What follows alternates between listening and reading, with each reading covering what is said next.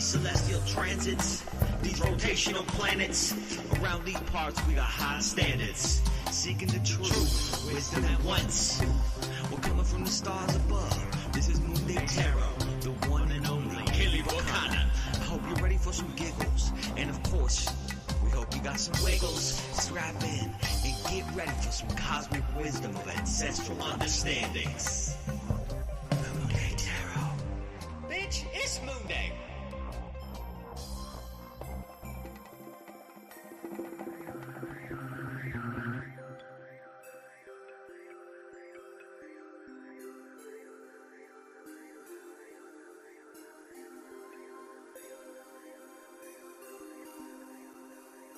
I don't know about you guys, but that cracks me up every time. Bitch, it's Moonday. Happy Monday. Welcome to the stream.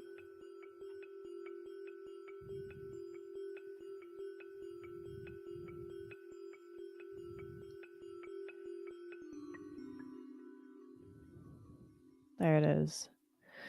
Okay, friends. What's up? What's up? What's up? What day is it? Bitch! It's Moonday! Jenny. Alright. What's going on? Hello. Happy Monday. Hope you guys are ready for a nice week. It's the beginning of Sagittarius season. Fuck yeah. Okay, hold on. This gotta come closer.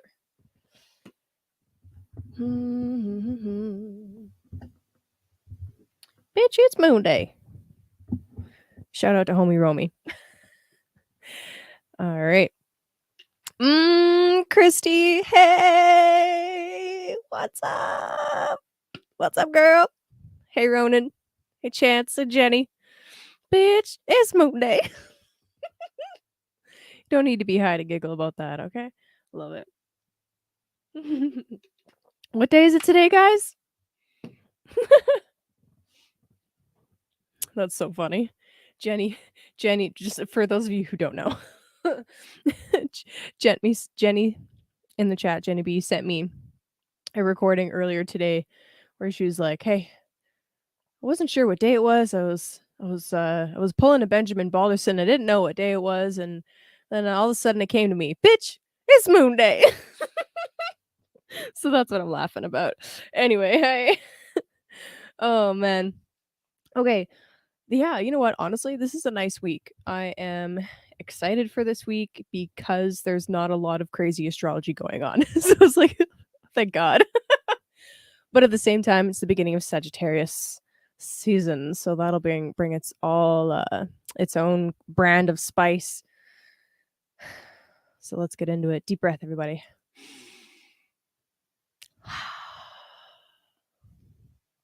Okay. What's up, de Haviland?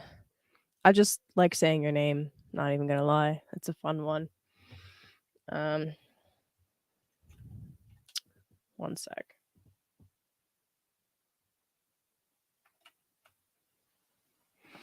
I'm curious actually if anybody has any stories from the last week, specifically Wednesday, like Tuesday, Wednesday, or Thursday if you are um, in the future. I'm curious because we had that really interesting T square that I was talking about for a little bit last week about like really wanting to party and go and have fun and then realizing that there's responsibilities to take care of, or doing that and then facing some kind of consequences, 'cause it played out quite literally for me. And I'll tell you guys the story if you'd like to hear it, but I'm curious if anybody else experienced something this week where it was like you're doing your own thing, you're having fun, um, you're expressing yourself artistically or something, and then bam, Saturn was like, "Sup, bitch?" Um, Stupid responsibilities, Andrea says in the chat. What's up, Andrea? I hope you had a nice nap. Um, hey, just moving that down a little bit. What's up, Charlotte? No worries. You know, the first 30 minutes, I'm basically bullshitting anyway. What's up, Edward? Okay. Boom. There we go. Alrighty. Let's go back to my slideshow. What are the major transits this week? First of all, we have the new moon in Sagittarius on Wednesday. Venus and Mercury are actually exactly conjunct right now, and they'll be traveling for a few degrees together. I thought that was kind of nice. We can talk about that a little bit. And then getting towards the end of the week, Sunday, we will start to, well, actually, probably Saturday, we'll start to feel this Mars retrograde trining Saturn. It's actually a great, it's actually a really nice aspect, but it will perfect next week. But we can touch on it. What's up, everybody? Hey, Crypto Tales. Also, I did follow you on the YouTubes. You didn't nap, not today, Sandman. Okay, fair enough. I almost snapped today, almost. Yep, almost. Edward has a beard. Beards are awesome. Okay, sorry, sidetracked immediately. All right, okay, let's get into this. Okay, I can't see the comments, so you guys be good. All right, we're back with my circles. I missed the circles. I love the circles. Let's talk about circles. Okay, so for every slide, I have circled the moon so you guys can see the progression of the moon through the zodiac for the week. Nice and easy. I've also been highlighting other planets when things aspect them. So this is the chart for today. This was at about 3 in the afternoon in my time zone. So yeah, that's 3 p.m. Mountain Time.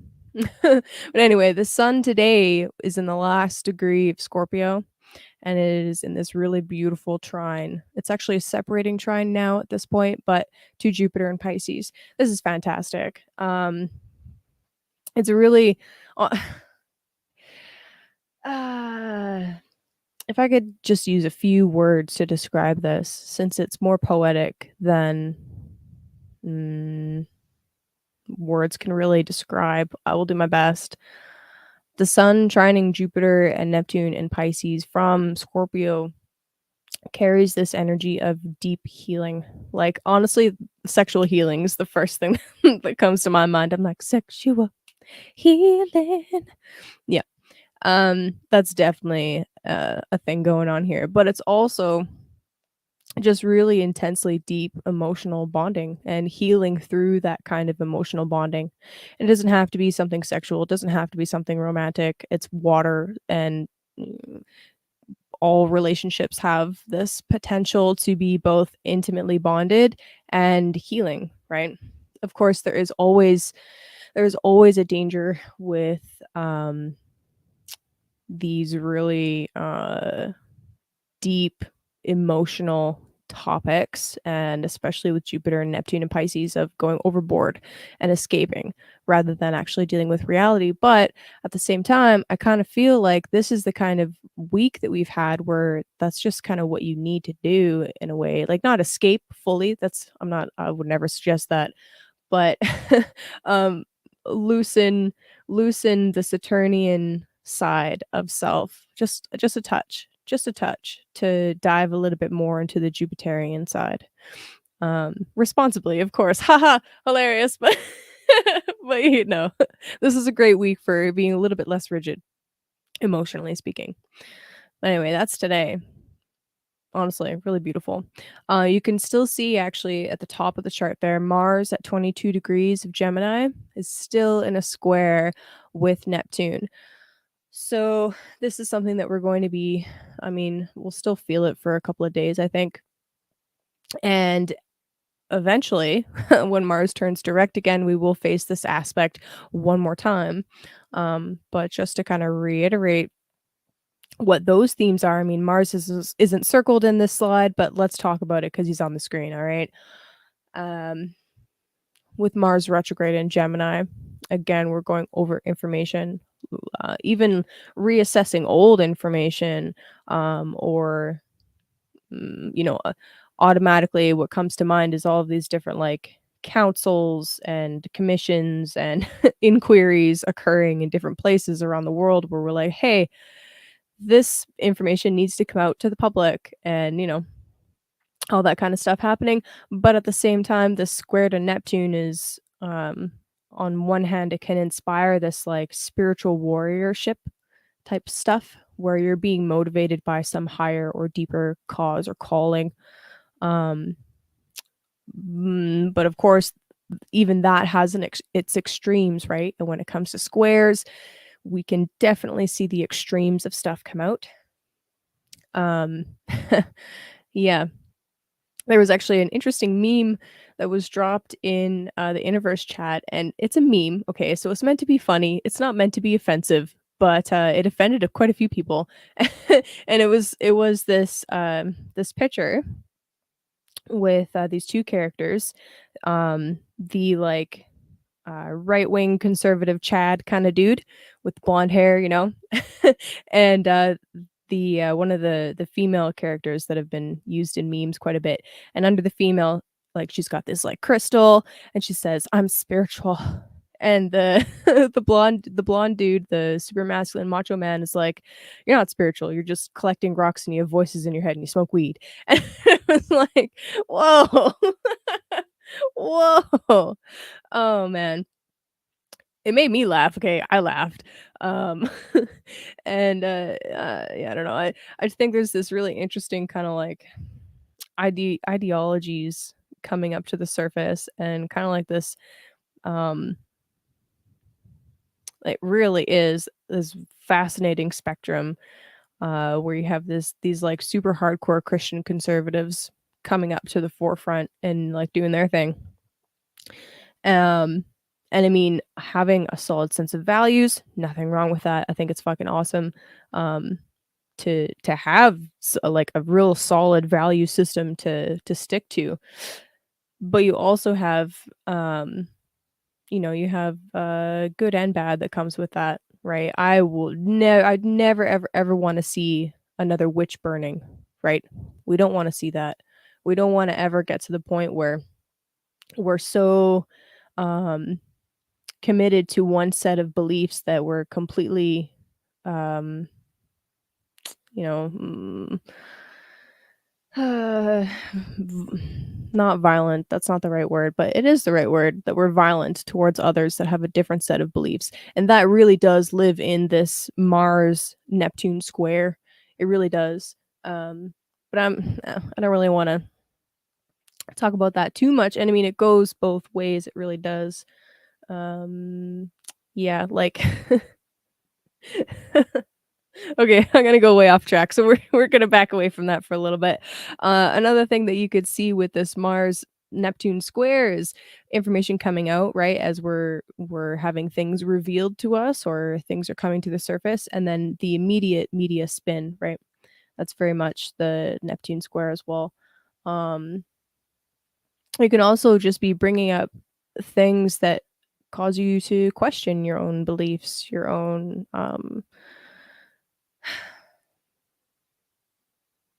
yeah, just your own beliefs. I see a lot of disillusionment in this.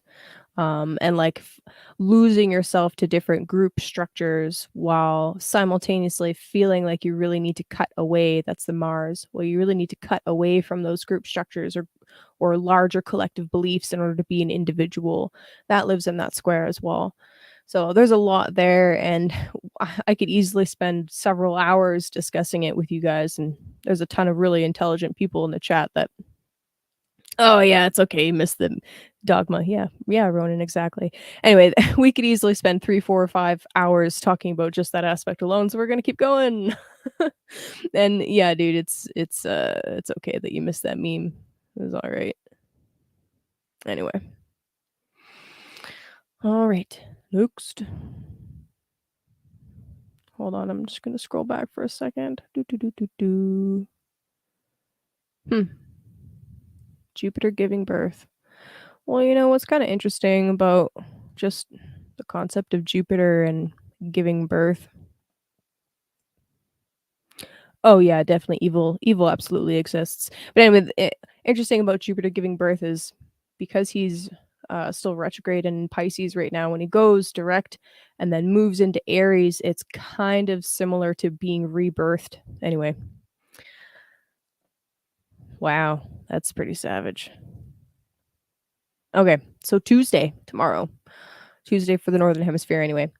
So I have moved the chart for oh my god, I can't talk. I've moved the chart so that Sagittarius is now the first house. Da, da, da, da, because tomorrow sun reaches 0 degrees of Sagittarius. Happy birthday, Sagittarius. Yes. The moon is circled as well because as the moon is moving through Scorpio, he will be going over the south node, he, she, whatever, and opposing Uranus. No, pretty much anytime since those eclipses went off anyway, anytime the moon moves through these degrees here, it's going to trigger something like the next kind of phase to play out as far as eclipse drama goes. The moon often acts like a trigger. It translates the light, but it also it's like as the energy is filtering through the spheres, they say when it gets to the moon is the last stop before Earth.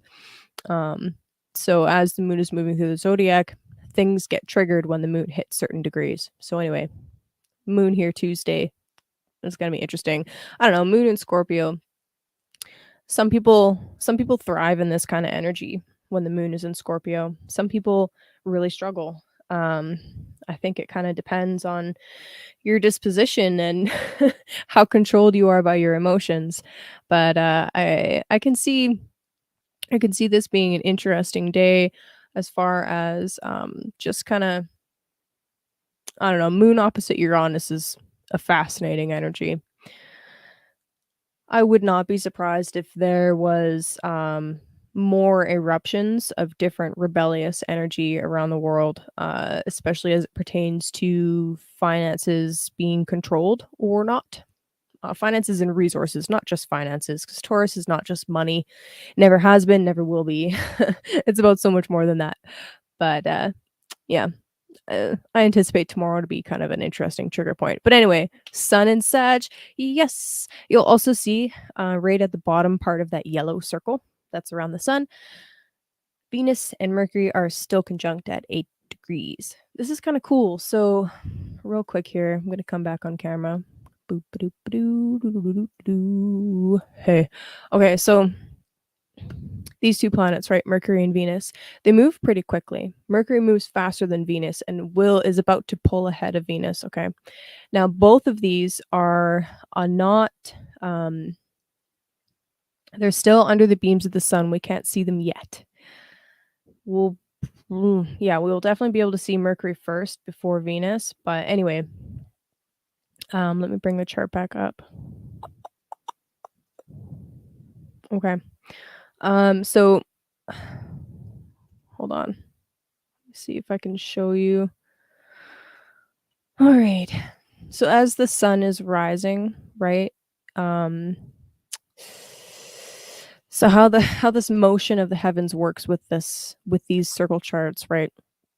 The sun is rising in this image. The sun is rising into the 12th house, and then it goes from there from the left to the right, right? This is from the northern hemisphere's perspective.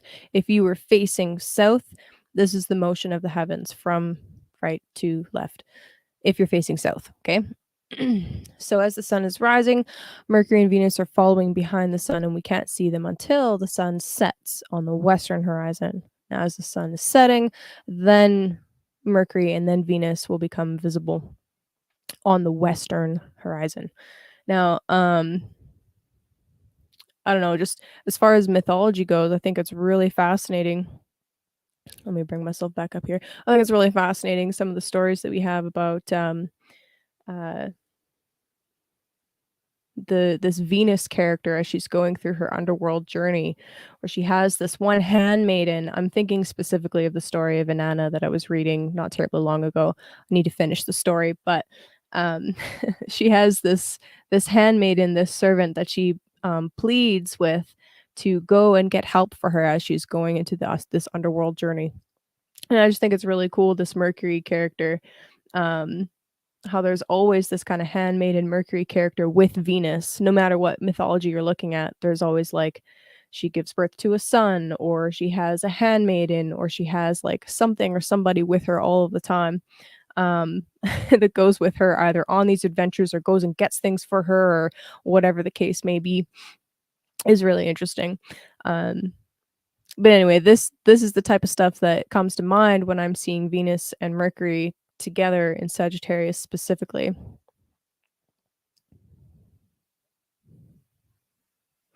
Wow, Mellow Boy, that is wild. The November 8th eclipse changed your life.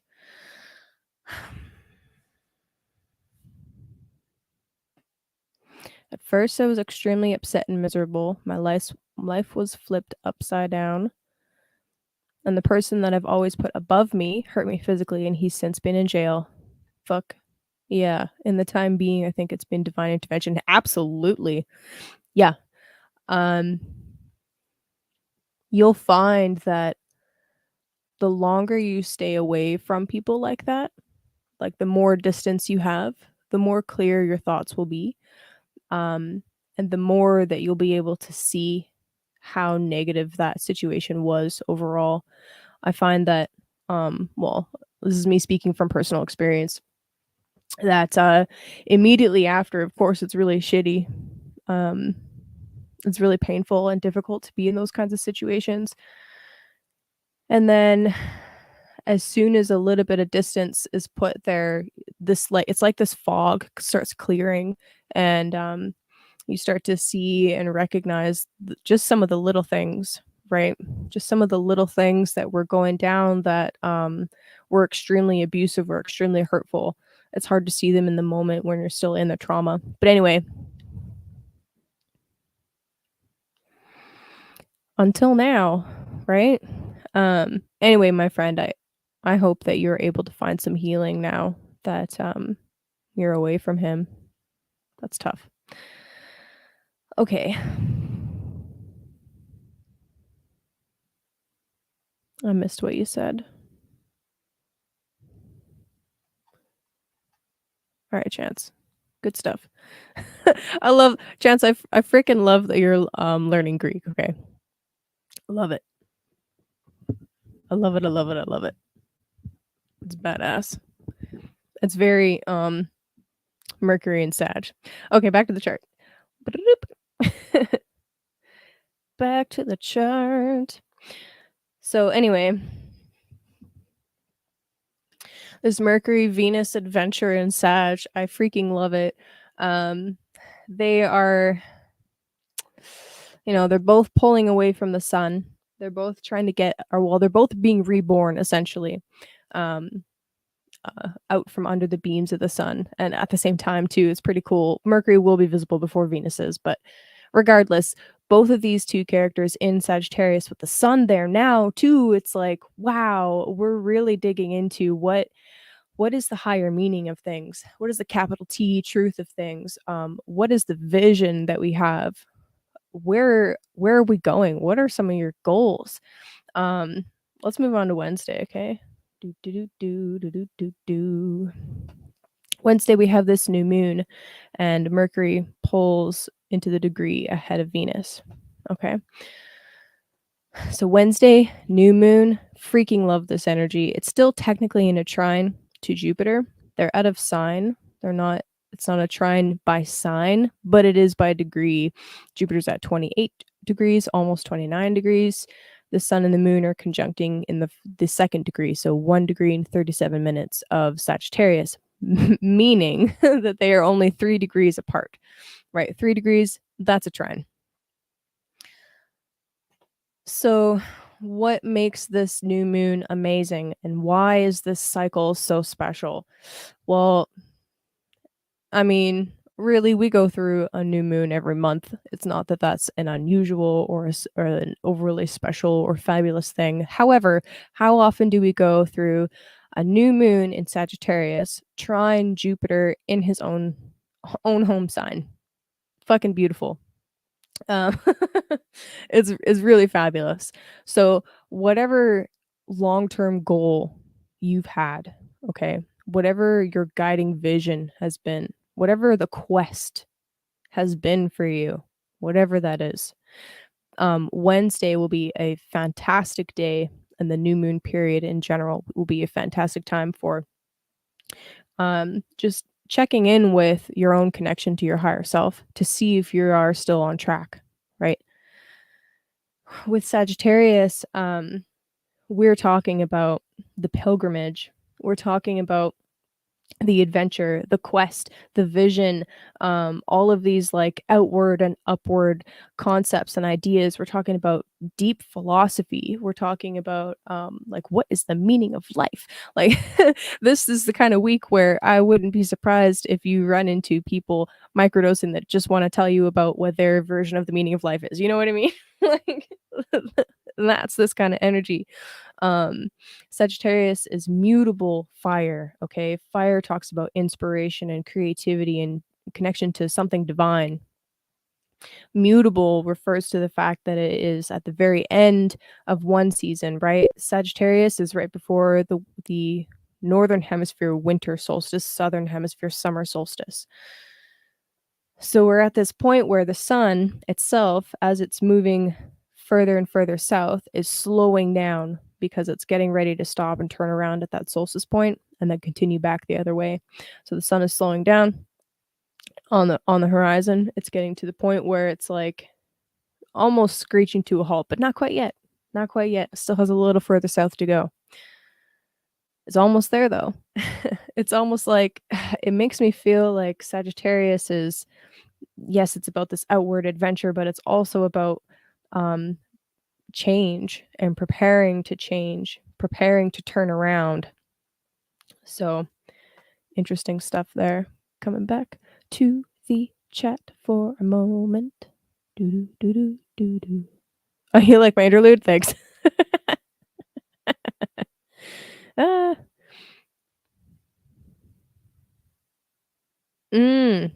Interesting, Chance. Very interesting.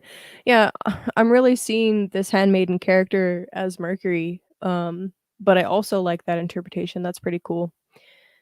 But Venus is not Virgo, right? Virgo is a constellation. Venus is a planet. So I don't know. I think both can be true. But anyway. Yes, I love that. Yes, it was. It really was. Okay. All right. Back to the charts. Sorry. Thursday. So you gotta know at this point, if I'm actually highlighting Chiron, it's a slow week in astrology. So yeah, lately I've been sticking to the traditional planets. Not that Chiron isn't important and doesn't have weight. It's just that, yeah, as I've been learning the more traditional way, I wanted to simplify my astrology a little bit to take out some of the variables to try and make it a little bit more succinct. But anyway, it's so slow in astrology this week that I gotta bring in Chiron. But anyway, Thursday you can see the moon has moved away from the sun and has passed over Mercury and Venus and is moseying on through the zodiac. Um, it won't be visible yet on Thursday. Well, it might be Thursday night, maybe. Thursday night, maybe. Friday night for sure. But anyway, um, what we actually have building in the chart at this moment is you can see Chiron's at 12 degrees, and Venus and Mercury are at 10 and 11 degrees respectively. So they are building up to this trine. So partway through Thursday, Mercury will be trining Chiron exact. And then Venus does on Friday. I circled it there. So anyway, back to Thursday. We're continuing this theme of healing. Okay. But this time it's less in the emotional realm and more in the spiritual realm. It's almost like we're bringing in this theme of healing our well, Chiron and Aries are masculinity, right? Venus and Mercury, this combo in Sag, it's like being able to access literature and philosophy and inspiring things, inspirational quotes, which you guys were talking about in the chat actually just a moment ago, that is soothing and healing towards the injured masculine. Or alternatively, if you're past that point and you feel like you don't need any more healing, I mean, who am I to say? Maybe it's more like helping you find the correct words and the correct things to bring to people or bring to people's attention to help them heal their masculinity, right? This is kind of a big deal. I'm not going to lie. It's really beautiful. And I really hope that some of you guys are, able to take the medicine that you have, right, through doing the work that you need to, through cutting off the people that you need to cut off, through working through your childhood stuff, all of that shadow work. I hope that you're able to bring something forth. Oh my gosh, I hope you guys can't hear the yelling in the house. But anyway, I hope that you guys are able to bring something forth Wednesday, Thursday, Friday that is like an offering to help some of the other men or women that are struggling with their own Aryan nature as well. Anyway, I don't know what, like, personally, just on a personal level, for whatever reason, I'm finding it soothing lately to be around just manly men. Like, I don't know. I fucking love it. I'm like, dudes doing their thing. It's just so beautiful. And yeah. Maybe you guys can relate. Yes, exactly.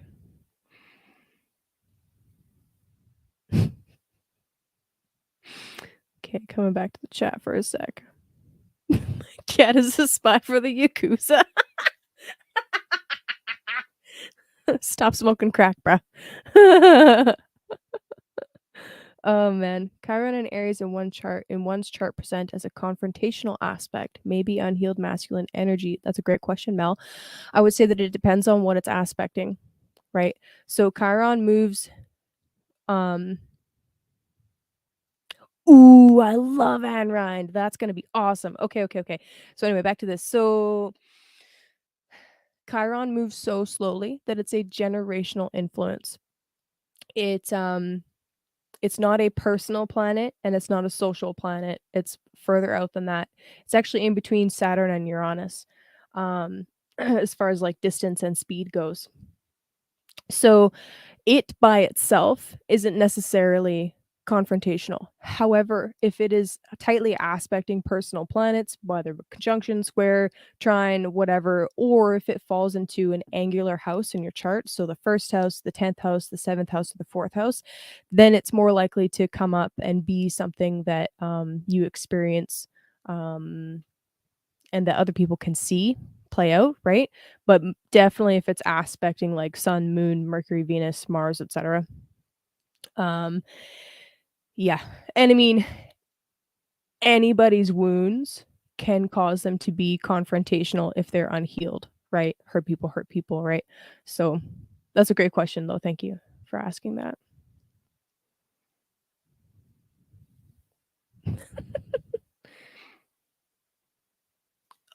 Dude, that sucks. Saturn time constraints. Damn, son. All right, back to the charts. Boom. Back to the charts. We're almost done. Do do do do do do. Friday. So yeah, Friday, Venus moves into the exact trine with Chiron. So again, these are just themes of really helping to heal this masculine archetype. Is my hope. Also, the moon moves into tropical Capricorn on Friday.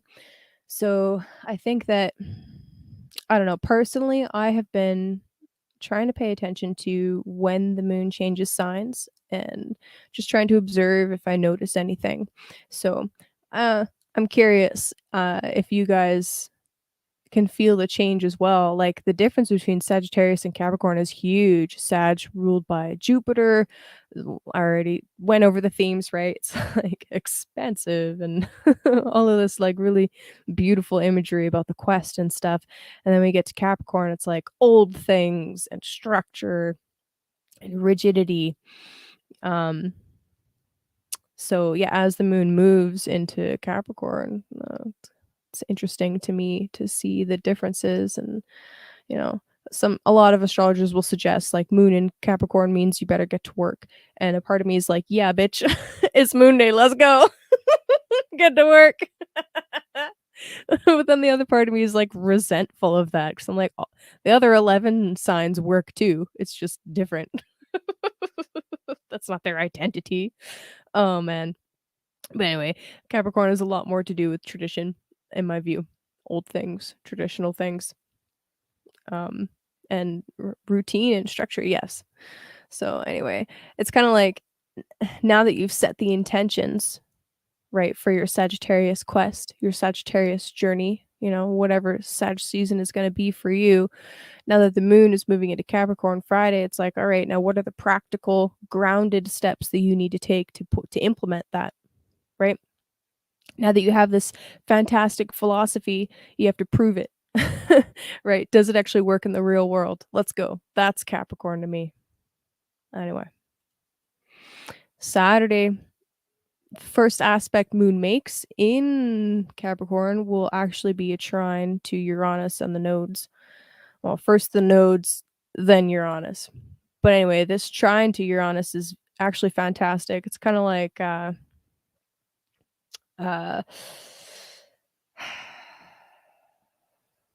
it's helping us adjust our plans. Uranus and Taurus has been a lot to do with innovating and changing a lot of artwork, actually. Taurus, the like AI art. I can't believe how big AI art is right now.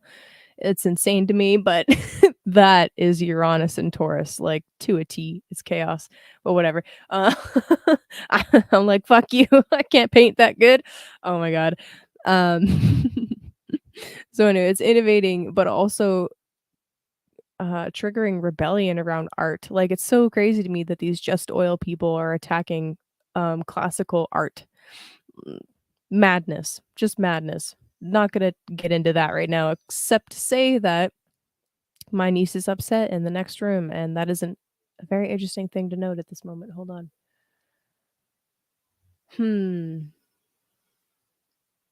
Yeah, I'd be upset about classical art getting wrecked too. Anyway, as the moon is trining this Uranus North Node thing on Saturday, it's really asking us, like, you have this Taurus themed vision, right? These eclipses went off and triggered all sorts of chaos and interesting things to be revealed, right? But what is Taurus in your personal chart? What house does it rule? What have you been building towards this entire year, right? Where have you been innovating the most? Taurus is often physical, tangible things. Um, it's often artistic and beautiful and sensual, and it pleases the five senses. Uranus here can be really fascinating. I mean, I remember talking about, I'm gonna come back on camera for a sec. I'm coming back.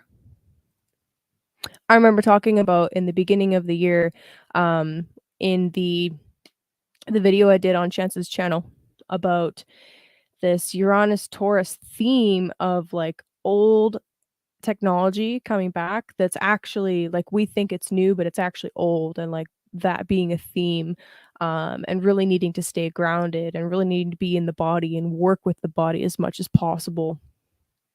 So as Taurus is in this trine with Uranus, after this crazy eclipse season, this is kind of like an opportunity to check in, like, hey, yes, this is something that you want to do, but again, what are the practical steps that you need to do to get there?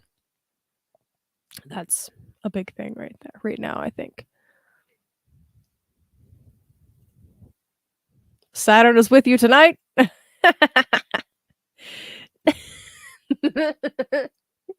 You don't have to set intentions till like this week, bro. It's all good. Oh my god. Oh, thank you, buddy. Thank you. All right. Bum, bum, bum, bum. Okay, back. Almost through the slideshow. So that's Saturday. Get to work. Anyway, Sunday morning, the moon will go over Pluto and then move into Aquarius. Also, you can see on the screen here the dark blue line in between Mars at 20 degrees of Gemini and Saturn at 19 degrees, 39 minutes of Aquarius. So we're leading into this trine between these two. And then of course the moon will come over, connect with Saturn next week, and like you'll see this aspect testify, but we'll talk about that next week. For now, Sunday, as the moon is moving over Pluto now, and then finishing out its time in Capricorn. This is, I mean, anytime the moon is joining with Pluto, to me, it's been bringing up what else needs to be composted? What other traditions do we need to throw out? And what traditions need a rebirthing? So that's pretty much it.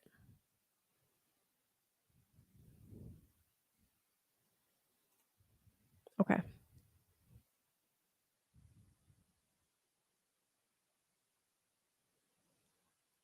What is a Leviathan? Like a big fucking giant dude like that? I'm assuming.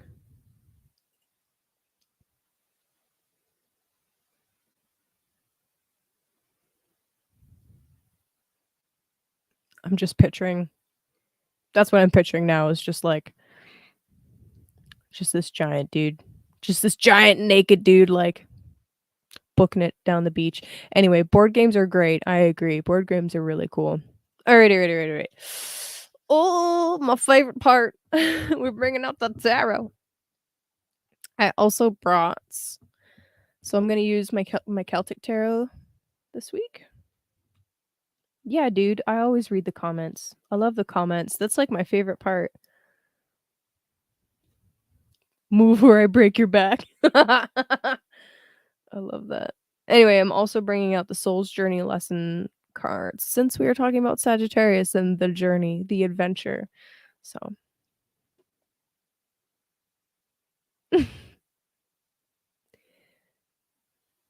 yeah, but it's like a human, so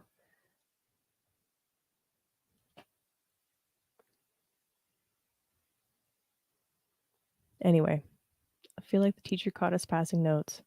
I'm always watching, Ronan. I'm always watching.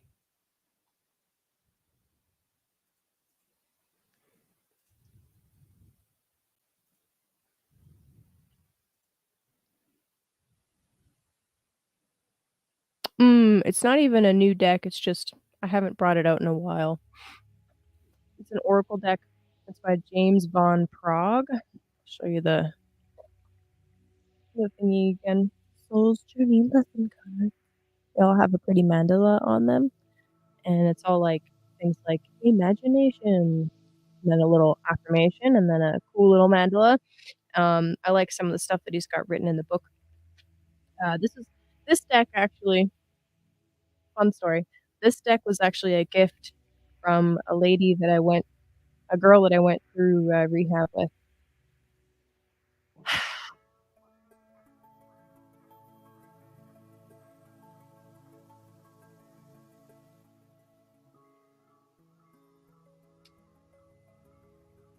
Reminds me I should reach out to her.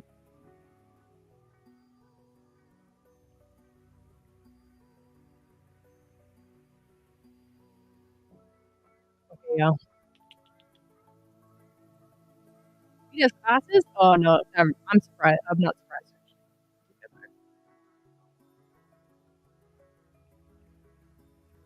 Okay, my dudes, you know what to do. I'm going to go through the zodiac in reverse order because that's how I roll. And if you would like a personal live reading, instructions are in the box. Also, scrolling along the bottom of the screen. I have my email open beside me. Did I just talk backwards? I might. And wow, hey, we're making really good. Look at that. Look at us. It's not even an hour in. We're making great person.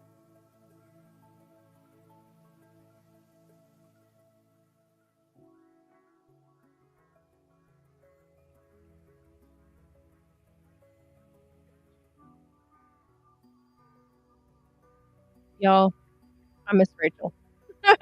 Oh no, what? Is Mike good? Good? No. Yes.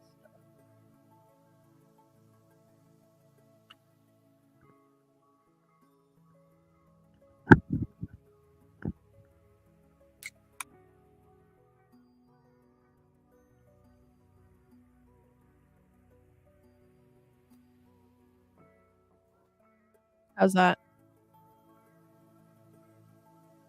Mm, there we go. How's that? Sound check. Yeah, I just did exactly that. Sound better?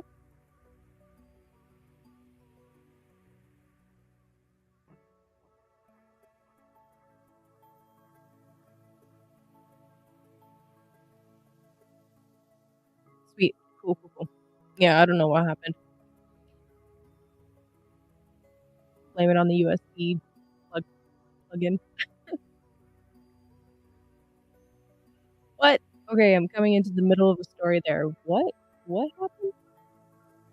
Oh, every note all through junior high and high school. And then your ex left the box in the basement. Fucking bastard. Oh man.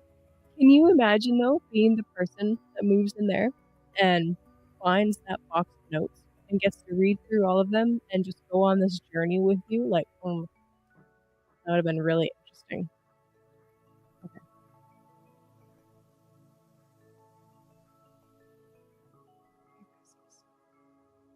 Hold on, I actually just want to open the chart in another window. To the window! To the wall!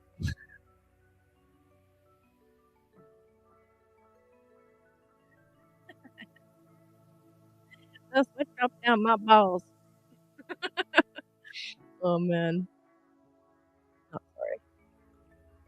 Okay, alright, so yes, so let's talk about this new moon in Sagittarius. That's really the biggest thing. That is Mercury in retro. No, Mercury's not in retro. Mercury is under the beams of the sun and invisible at the moment.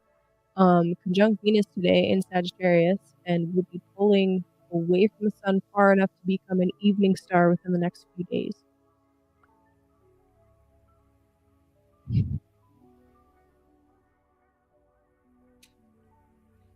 Already saying something.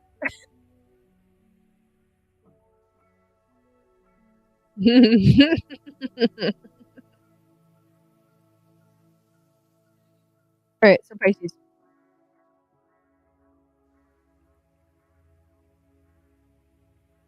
let us begin.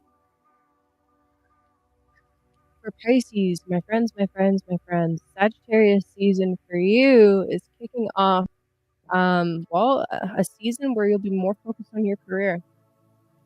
Sagittarius is the 10th of Pisces, meaning your 10th full sign house. Um, so if I were you, I would be setting intentions around what you want your legacy to be, you know. The Pisces map is interesting in that the ruling planet of Pisces is also the same planet that rules your 10th house. There's only one other sign that's like that, and that would be the Virgo rising map, where Mercury rules both 10th and 1st. But anyway, what this does, like, on a fundamental level is it really makes Pisces rising folks, a little bit more, um, identified with their career than most.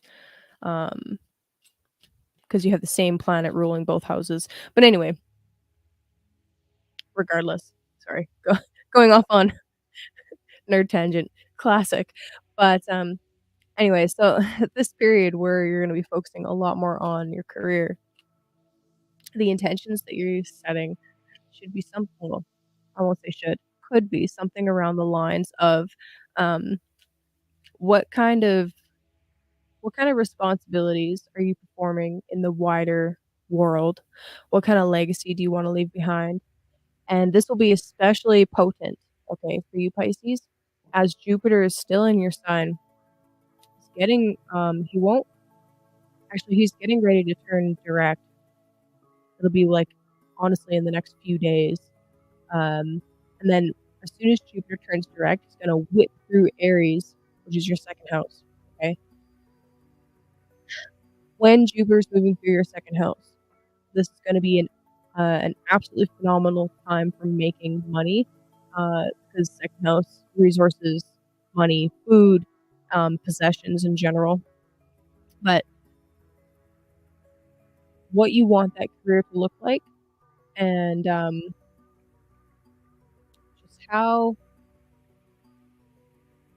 you want to be financially supported over the next year would be ideal to factor into your intentions, okay, for the season. And this card came out a couple of times, right? I haven't pulled any tarot yet, but we got patience.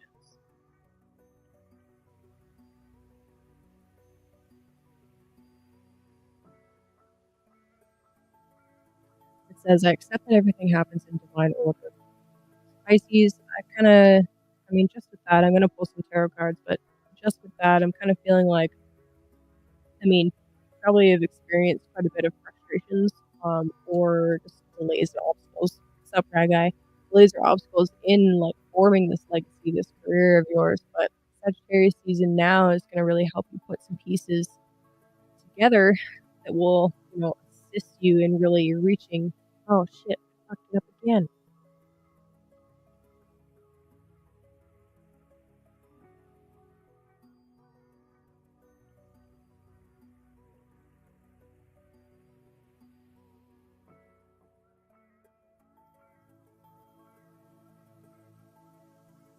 All I did was bump it.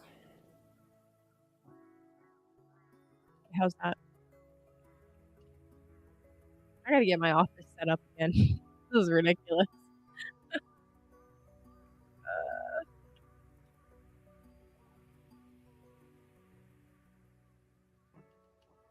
No, background music is not affecting the mic at all. Um, it's, I have this USB plug-in for the mic. Is it better? Is it bad? Better? Bad. Better? Bad.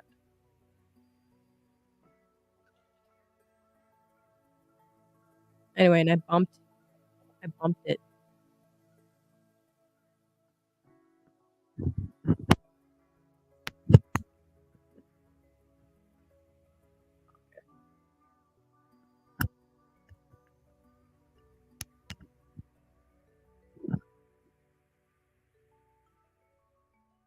Hey, how we doing?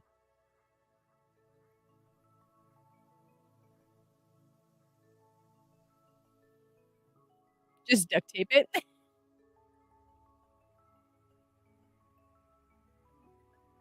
If she don't find you handsome, at least she'll find you handy. Oh my god. Okay. Nobody touch anything. We'll be okay. Just don't touch it. Oh my god. All right. So Pisces. Anyway, have some patience. Have some patience with yourself, and have some patience with people around you too. Right. Um, when Jupiter goes and turns direct, right? It's gonna be like all kinds of things fall into place that were not that just didn't seem like they were ready to fall in place. Okay.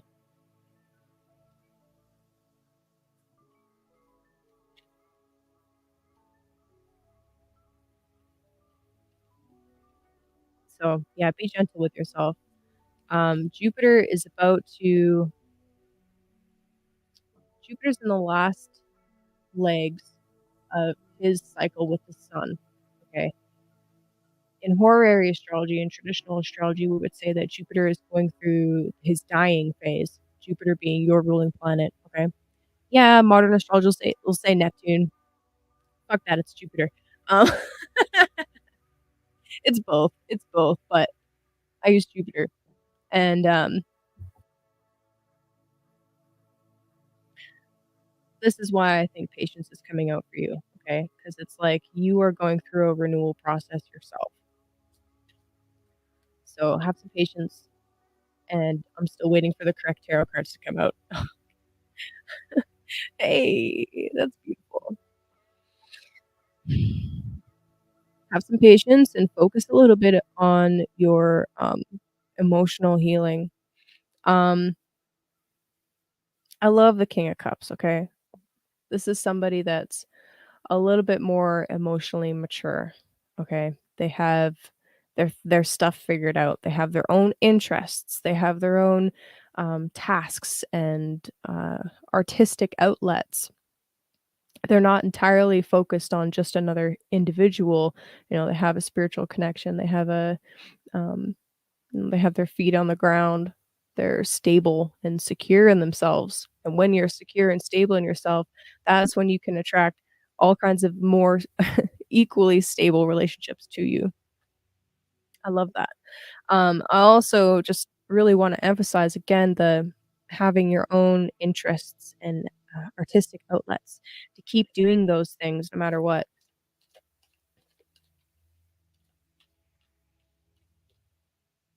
Just one card? No? What's up, Dissident? You're on time for Leo today. Good job.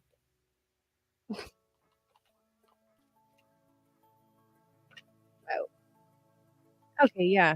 Wow. All right, Pisces. And you also got the Three of Cups. I'm gonna do two cards. So I love the Three of Cups as well. This is maintaining or even nourishing relationships with others, friendly relationships, right? Like this is a bunch of boys meeting at the pub, right? It's that's fantastic energy.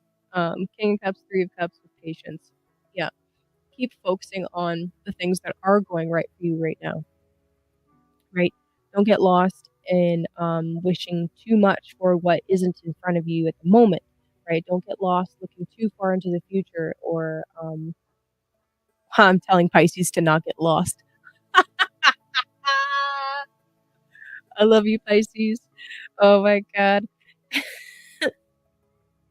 I don't know, it kinda seems to me like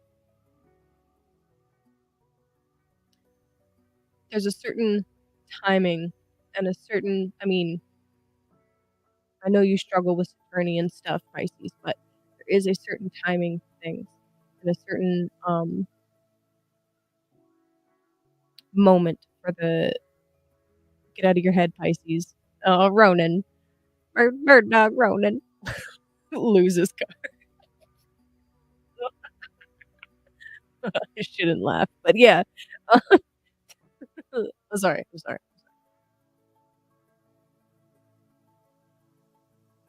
Okay, when you are a magical motherfucker like Pisces, all right, And manifesting comes to you like this. Every now and then, you're going to find yourself in situations where you can't just have what you want, okay?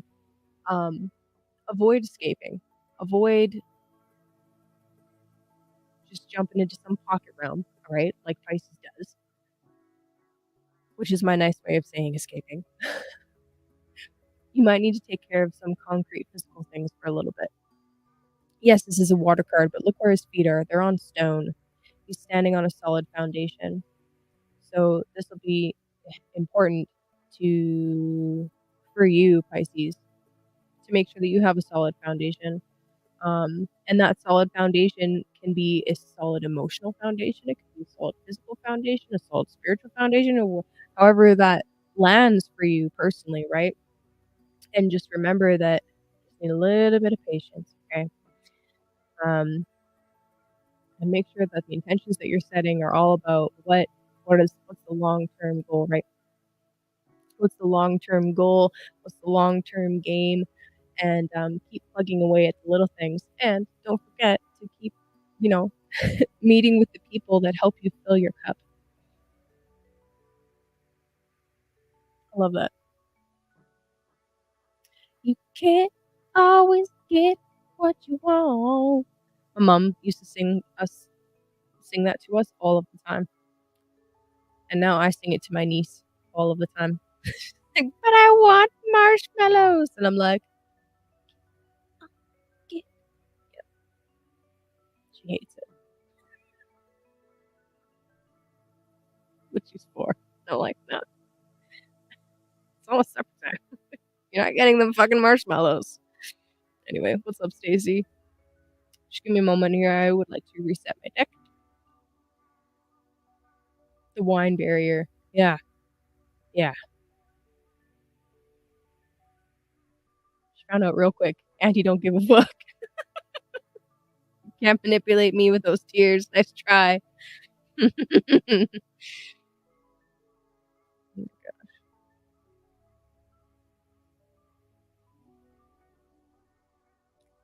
doing the Rachel thing. I love this. Then I know if something comes out reversed, it was meant to be reversed.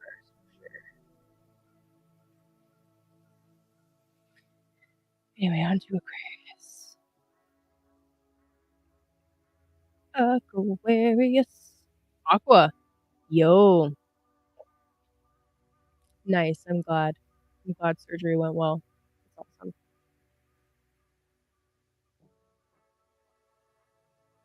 Earthy cap dominant, Auntie. Yeah. I'm like, nah. I need to try harder than that. Would you like an apple? You can have an apple. Anyway, sorry.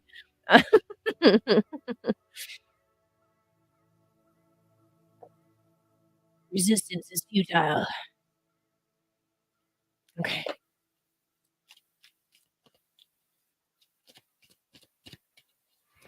Okay, Aquarius. So for you, Aquarius, Sagittarius is your 11th house. So we're beginning a season where you'll be a lot more focused on your longer term goals, the rewards that you would like. Have you ever received a promotion or a raise or anything like that? That's an 11th house thing. Have you ever belonged to a large organization, like a corporation? That's 11th house. You ever gone to like networking, like mixer events? That's 11th house. Um, I mean, you could argue social media is third house or 11th house. But anyway, it's 11th house. 11th house has a lot to do with your money as well. Okay, which I kind of touched on a little bit when talking about rewards and promotions. But it's the second house from the 10th house. So if second house deals with resources, money, income, that kind of thing, then the 11th house is the second from the 10th, meaning it's the income and the resources that you gain from your career. I hope that makes sense.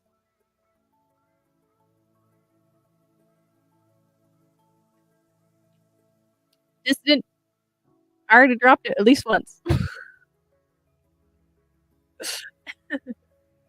Okay. So anyway, for you, Aquarius, I love this transit actually. This sun in the 11th house. It's gonna be nice for you. Um, I don't know, for this new moon, I think that it would be helpful for you if you were to set some intentions around specifically, um, what kinds of people and what kinds of, like yeah, what kinds of people you really wanna meet. Um, not for, like, a romantic thing, but, like, I know you have some crazy plans, right? Some crazy plans about, s very far very far into the future types of events. And actually, Bird Dog, you're a great example for this, right?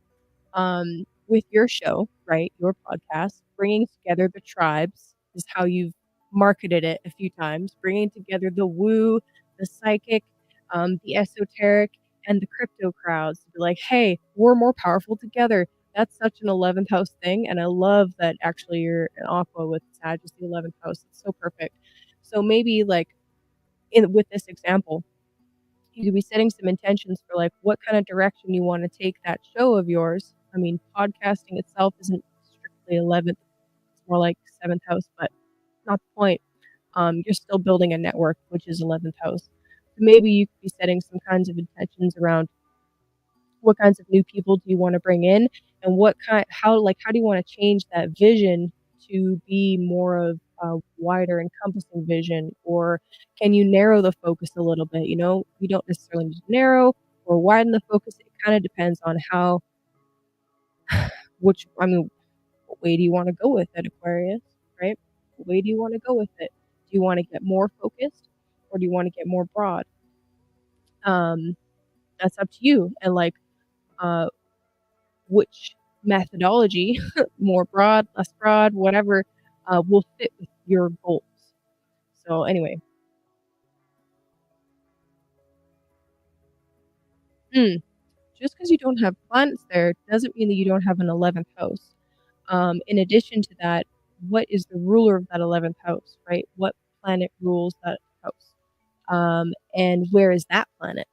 Because that will give you a lot of details about the 11th house as well. Um, so, for example, while I'm on Aquarius, let's say you're an Aquarius rising, Sag is your 11th house, but you don't have any planets in Sag. You still have a Jupiter. So where's Jupiter? So if Jupiter is, I mean, depending on where Jupiter is and the aspects Jupiter is making, that will give you some details about the types of people that you meet in the 11th house, the kinds of rewards that you tend to get, how other people or large corporations will influence you in your life, um, stuff like that. Hold on, I need to adjust my legs. Hopefully my sound doesn't cut out again.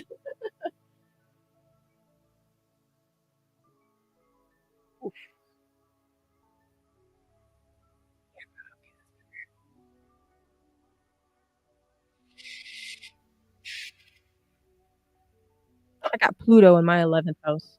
Oof. Oof.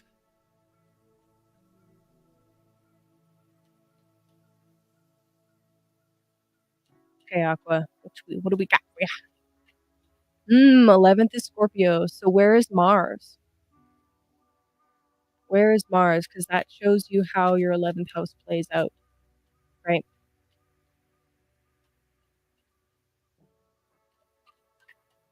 Okay, Aqua.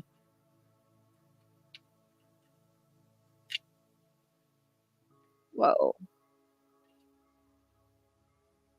All right, so that was unintentional, but Aquarius, you got three of these Oracle cards. I only wanted one, but three came out, so we're going with it. We're rolling with it. Oh, okay. So, what house does that fall into, right? That's okay. Oh, yeah, Mars and Cancer. I love Mars and Cancer people. Okay. So Aquarius, you got trust.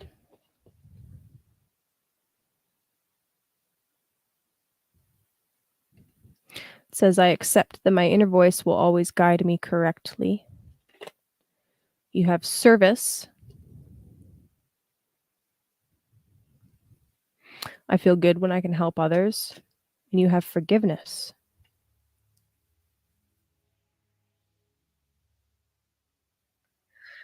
I acknowledge that harboring resentment blocks the flow of love. Trust, service, and forgiveness. Interesting. What I love about service coming out is the Aquarius map naturally wants to do something to assist a common good. Um, this can be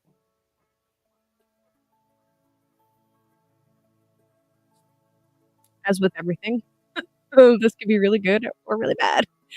But Aquarius has this the archetype of Aquarius has this beautiful ability to zoom out to a way higher vantage point, to take emotion out of it and see things from an analytical point of view, to see, like, what kinds of things need to happen for a way better outcome. And I love that, in that it's important to have people around that can see the layout of all of the systems and how all of the systems intertwine and work together. I don't have a mind like that at all. Um, so I need people like that around. But anyway, service coming out is really cool 'cause it's like a part of the Aquarius map is that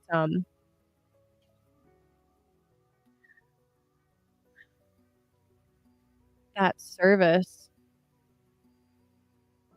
almost comes out in how they conduct themselves in their networks. Um,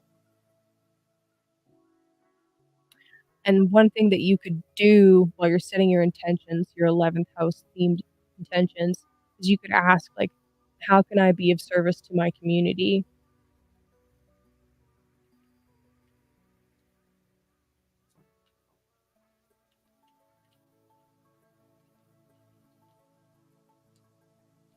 Oh, then the Prince of Cups comes out. I love that. That's beautiful. Trust, service, and forgiveness. Yo, Aqua,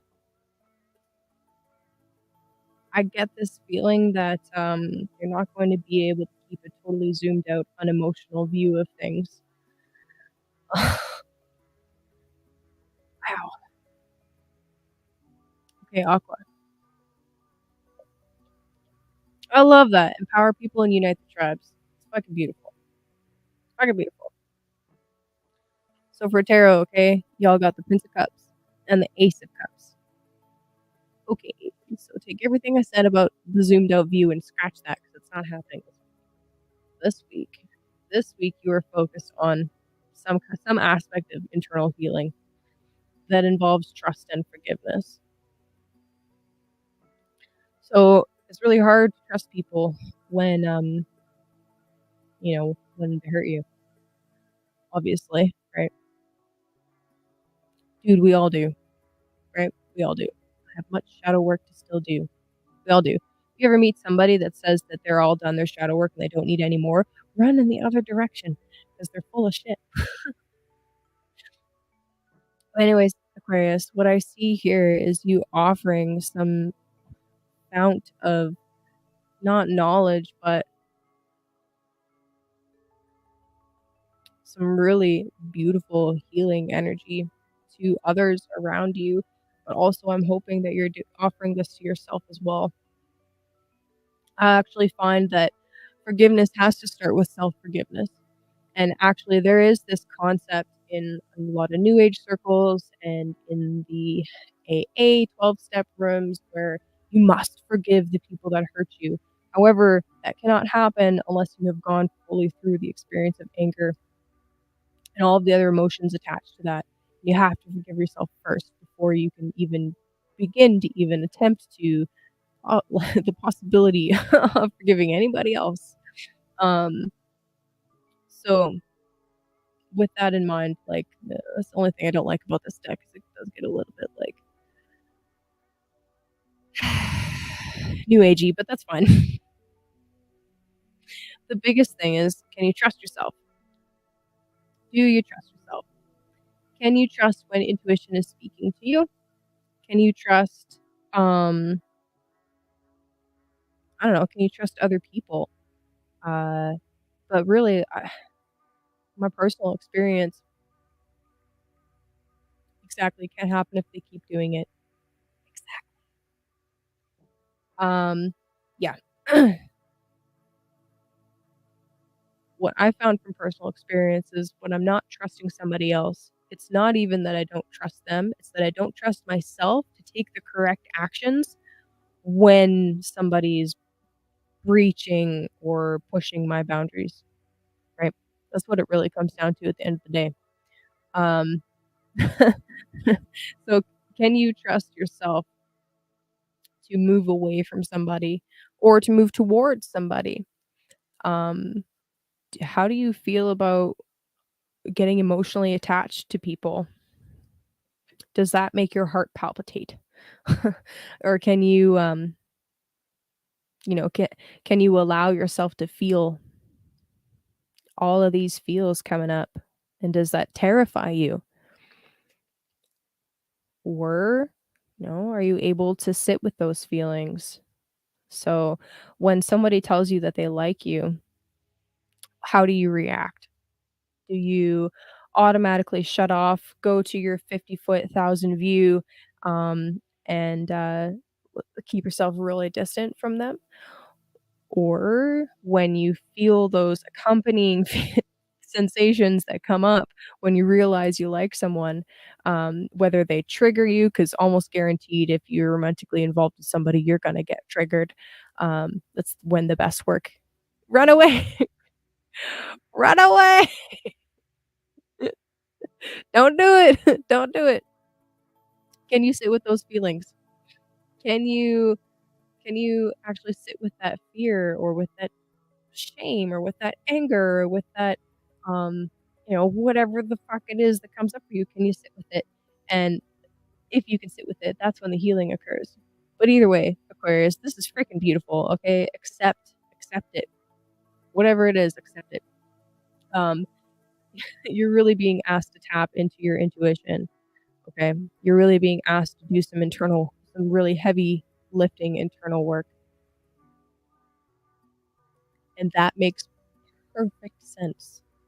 Okay, that makes perfect sense. After being in a relationship for a long time, it's hard to have feelings again for someone that's deeper than surface level. Definitely, definitely. And that, that's normal. That's actually that's perfectly normal. It takes time. It takes time to heal, right? When you have had this really deep and intimate bond with somebody, and then, there's a wound there. Okay, there's a wound there, and it does require time and self forgiveness to heal. Um, anyway, what else do I wanna say, Aquarius? I don't know, these are beautiful cards. These are beautiful cards.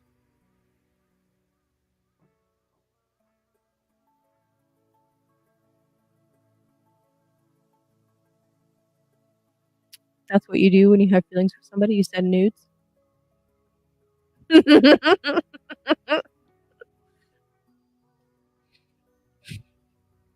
No comment.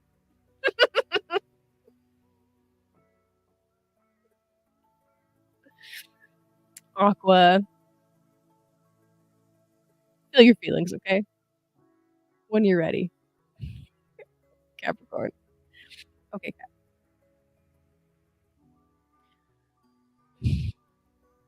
so Cap, this is a 12th house transit.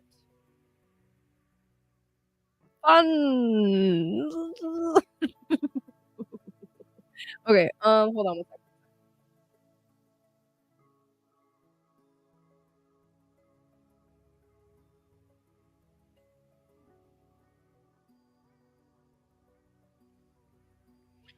Actually feeling the need to smudge real quick. So, excuse me for a moment while I light up some herb.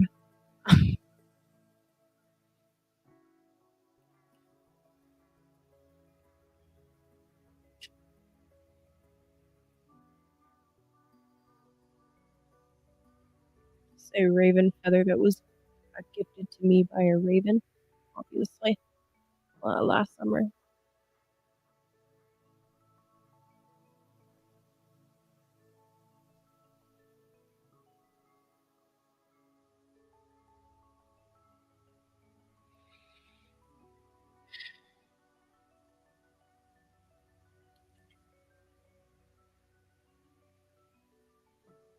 Gonna light a bit of mullein too. I I grew a bunch of herbs this year that I had never grown before. I'm super excited about it. I have a ton of these mullein leaves because they grew frick they get friggin' huge, man, these mullein plants. But anyway, I harvested a whole bunch of leaves and, I love the smell.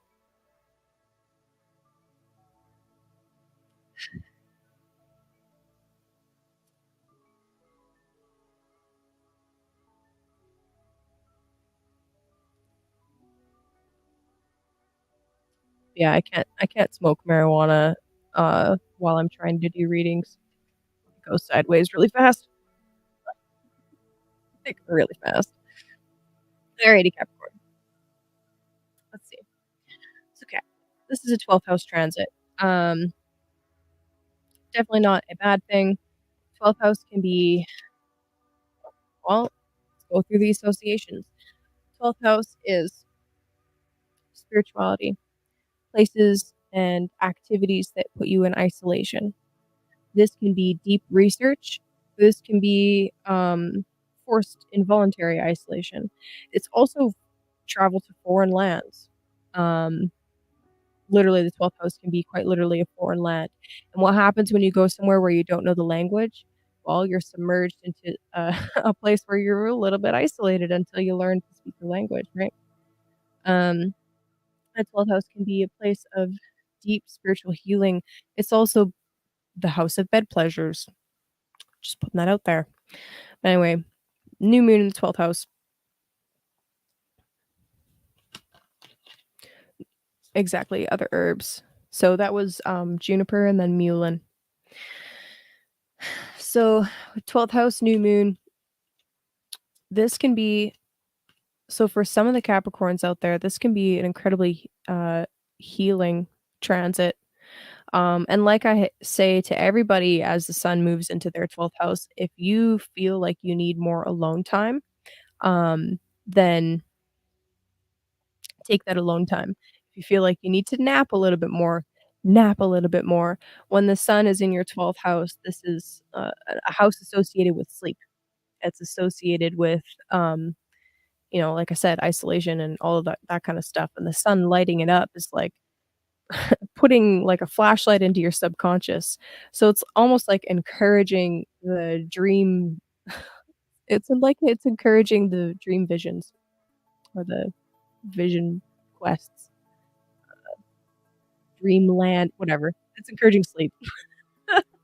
It's encouraging sleep. So, Cap, if you feel like you need to sleep, it's okay.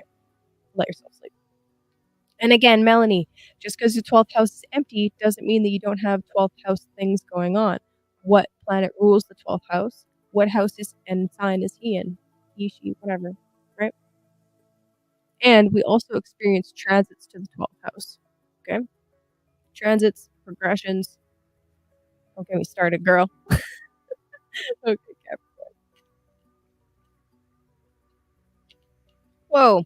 Also, I would say that music is a kind of magic. Okay? Just saying.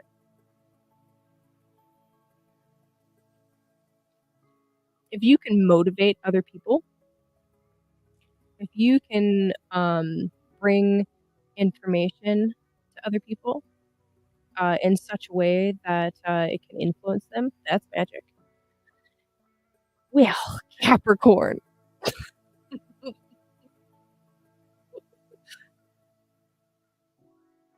got love. Oh, Capricorn. I commit to the practice of seeing the good in all things. Not gonna lie, that's a challenge. Alright, Cap. What tarot cards do we have for you? I love this. I feel like the 12th house is like a meditation house where you're really trying to like contact God. It's associated with endings and losses and like really not very nice things for us on the 3D level, for our ego anyway. So as you're going through these 12th house transits and having the aspects to stuff go on,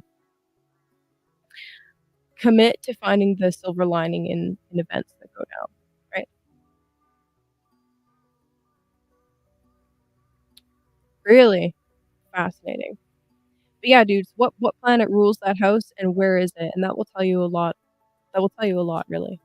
The 12th house is also associated with like charity. Okay, so anyway,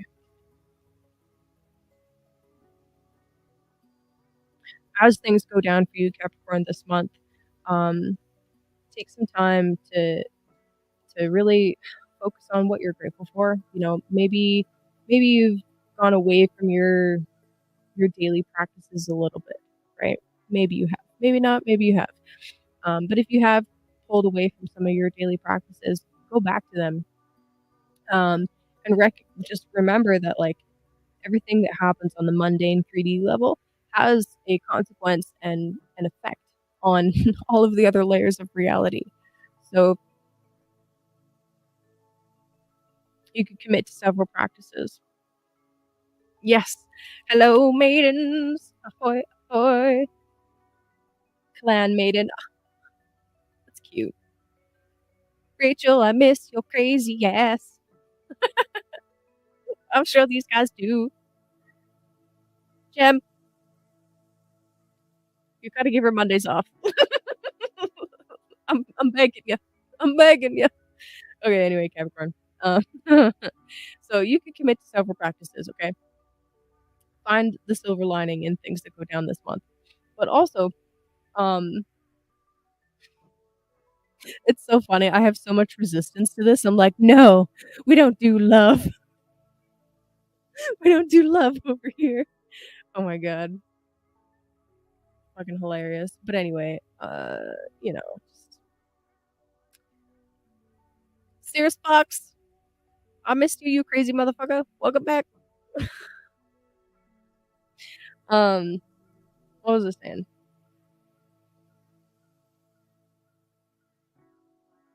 Try to find the silver lining. We'll stick to that. And you got 4 cards. Holy shit. We got the Ace of Wands. Kabloomy. Kablow. Something's firing off for sure. Crazy. And then the star as well. The star. Okay. Wow. Capricorn, Capricorn, Capricorn. Those are fucking great cards. I can't say anything bad about that in the slightest. That's amazing. Ace of Wands, okay? This is some kind of inspiration, all right? Some kind of major spiritual inspiration, some passionate beginning, okay? We don't do love here. We don't do love here. I'm just so jaded. I'm like, no. Oh my god. Anyway, something is lighting you up this month, Capricorn. Okay. I fucking love it. All right. It is something passionate, okay? Something creative. It's brand new. It's um really lighting you up in multiple ways, okay? The star coming out at the same time, like this kind of tells me that whatever's going on, there's this aspect of um replenishment occurring at the same time. There's this like it's like there's both fire and water here. It's this energy bubbling up Well, probably sacral energy, to be perfectly fucking honest with you, is there's this energy bubbling up, but at the same time, this it's like 2 motions at the same time. Energy bubbling up and, like, this cooling, refreshing, healing kinda energy coming down. I don't know, it's weird, but that's the sensations that I'm getting right now. It is brand new, it's beautiful. I fucking love that. So, anyway, the star card can also be asking you to really be okay being a little bit different, alright? Um, embrace being a bit eclectic, embrace being a little bit out there and a little bit weird, because the people that, are meant to be in your life will really appreciate that. Never hide yourself for anybody, ever. And the people that really truly do love you will love your crazy ass regardless. So, don't hide yourself. Allow yourself to shine and, like, you know, be the boisterous self that you are, which is funny saying that to Capricorn, but just it is what it is. Wow, just double check the bottom, we got the Fool. There's definitely something brand new going on here that is both karmically linked to you, like it's meant to come to you, um, and it also feels like fortuitous. I'm not seeing Jupiter here, but that doesn't matter. Okay, moving on. Moving on. I love that, Capricorn. Have a good month. Sagittarius, Swagitarius, Sage Guitarist. Fuck yeah, Sagittarius. What's up, Cody? Dude, Cody, you just missed the Capricorn poll. I just pulled like the best cards I've ever pulled for Capricorn, like ever. You should go back and watch it. It's beautiful. Like I don't even know what to say about that. That's how like so jaded I am. I'm like, this is so beautiful.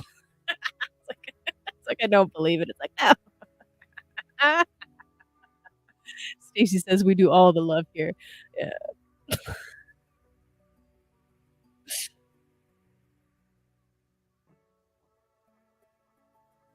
Word. Love you, buddy. Appreciate you. All right, Sagittarius. Happy fucking birthday, Sag. Yes, Sag season.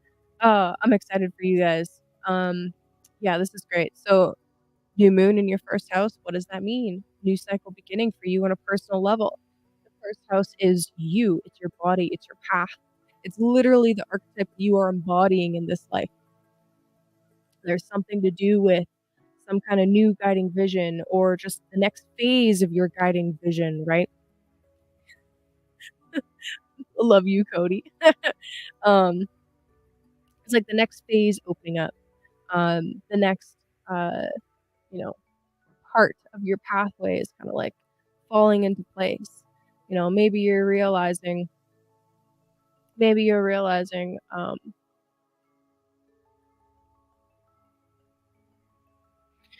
know, there's some kind of belief structure or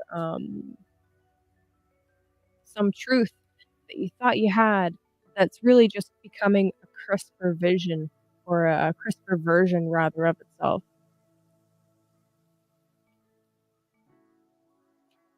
And this is helping you in some way. Mm, mm, mm. Beautiful. Okay. So you got self-esteem, right? This is important for you, Sag.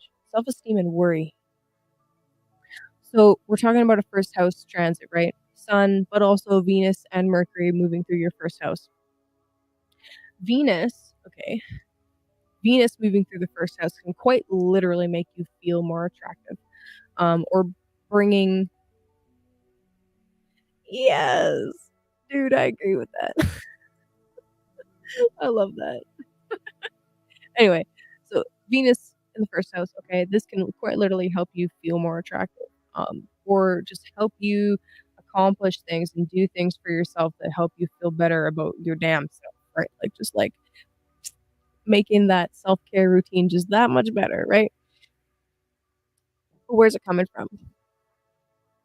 Now, I personally think that, self-esteem and, um what's the word I'm looking for? Hold on.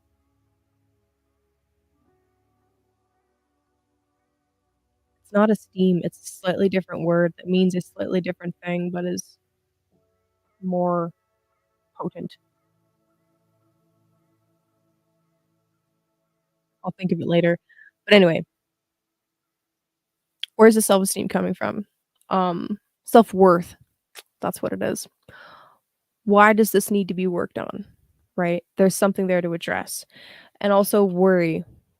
Why is worry coming out for you, Sag? What are you worried about? The affirmation here is I am learning that worry doesn't change an outcome. Yes, worth 3 people worth. Yes, exactly. Self-worth. I love you guys. You're the best. Yeah, self-worth and self-esteem, I feel are 2 different things, and self-esteem is kinda, like, more based on, like, accomplishments and, like, accolades and shit like that, whereas self-worth is more internal, it's more of an inside job. Um, worry or worthy? Interesting. Do you feel like you're worth people investing in? Like, do you feel like, you're worthy of love? Do you feel like you're worthy of the attention that you're getting? Do you feel like you're worthy of, anything? That is the choice to make, exactly. So anyway, the self-esteem card says, "I possess gifts of the soul that benefit me and others." I'm sensing a theme already here with, like, not hiding and coming out from hiding, um, presenting yourself as you are.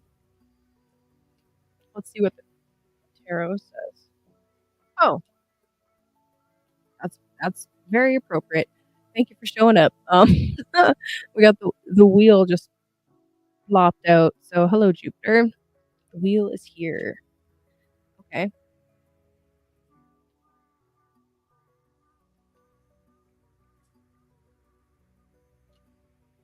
and the 10 of wands. There's that worry.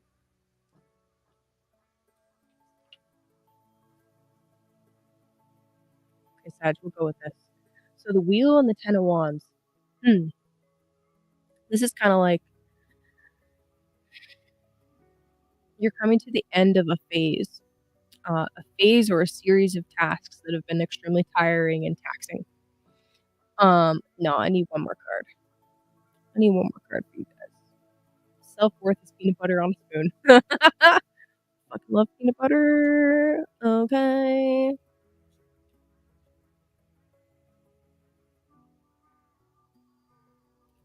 Self-worth is found in self-proximity, the spiritual interferometry. Fucking words. And chat says, this kind of stuff you should get paid to say to large numbers of people. Facts. Yeah, dude. Okay. I need one more card here. Where are we going with this 10 of wands, huh? Where are we going with this? You? You. 9 of cups. Boom! Fucking love it. Yes. Okay. So we got the wheel, okay? This is Jupiter. Jupiter expands all of the things. The wheel of karma. Did you just sell? Oh, like the house number was number 10? Like the house number was number 10? That's pretty badass. That's pretty cool, actually. Yeah. Anyway, the wheel, okay? I love this. The wheel is like something is completing, something is coming around, and there's a new beginning. With circles, okay? There is no end and no beginning. It starts and ends nowhere and everywhere. Um, super vague. I know. Guess what? Talking to Sagittarius, you guys can put the pieces together yourself. I love the wheel coming out for you though, because it's like there's challenges and things coming up for you that are not new. You've you've looked at them before. You've looked at them in the past. And it could actually be these different things that are coming up that feel really fucking heavy.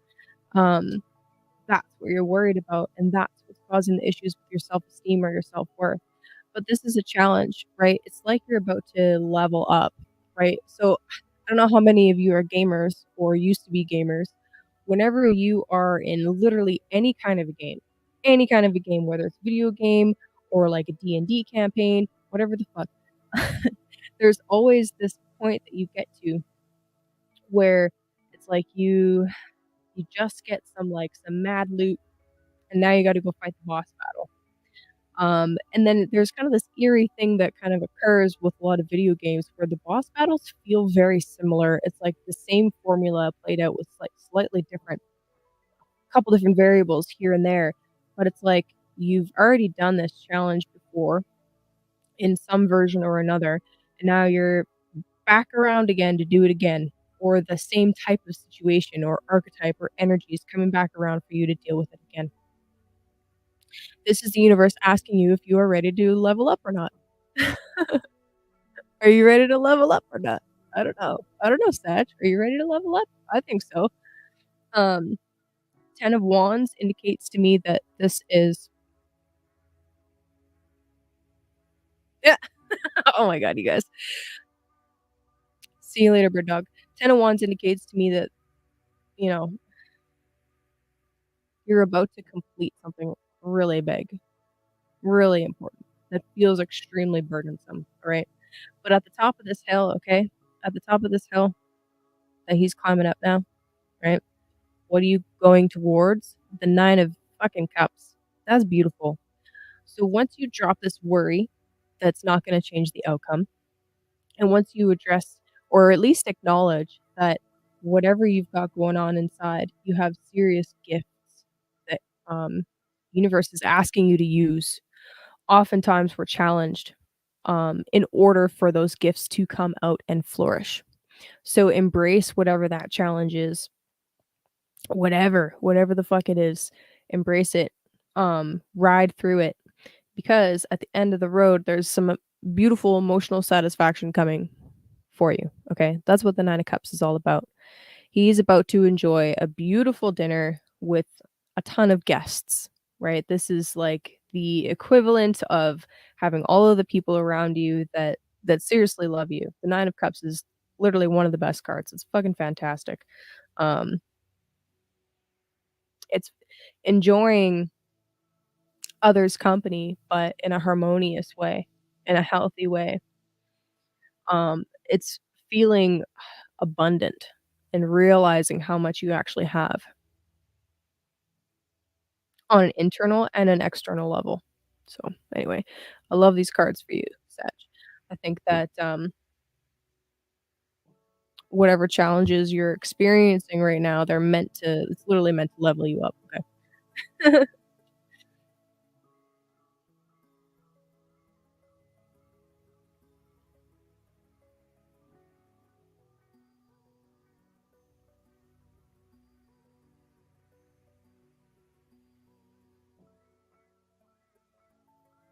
Wheel of Fortune.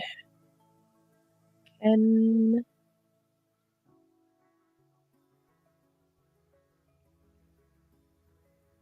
I love you, Gabe. 99% of the time, I don't know what you're saying, though, and I feel so bad. Like, help. Scorpio. Okay, Scorpio. Scorpio. Sagittarius is your second house. Dos.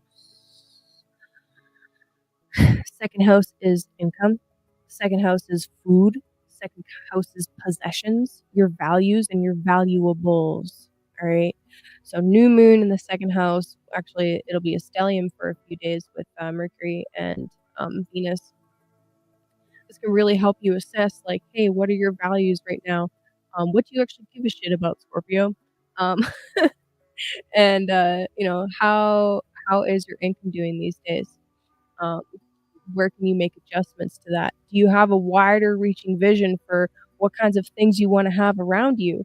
I'm actually really curious how many Scorpio risings have items in their home that are from a foreign land or are like specifically about like religious items. I'm really curious about that now. If you're a Scorpio rising, please tell me. Do you own things that are like exotic? I don't know. Anyway, Uh, that's my musing for the moment. Uh, I'd like to value.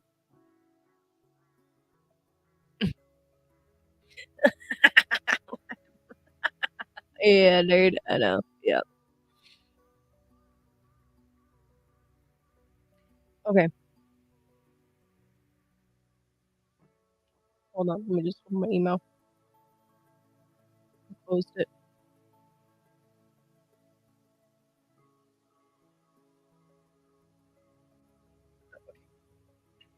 Excellent. Oh, Andy.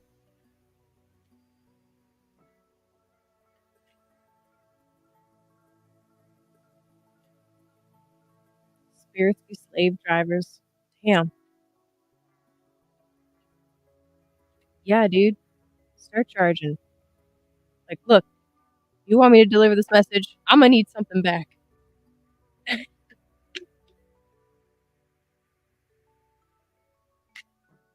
Hey, Christy, you're still here. You live in an exotic place, though. I don't know if that counts. But I'm curious. Like, you have a bunch of like, I don't know, statues of different religions, or doesn't necessarily have to be religious stuff. It could be like other philosophy themed things, or just from foreign, like just places, just foreign places. I don't know. Also, how do you earn money in a Sagittarius way? I don't know. I'm gonna contemplate that. Indecision. Okay. Scorpio, you got indecision. Hmm.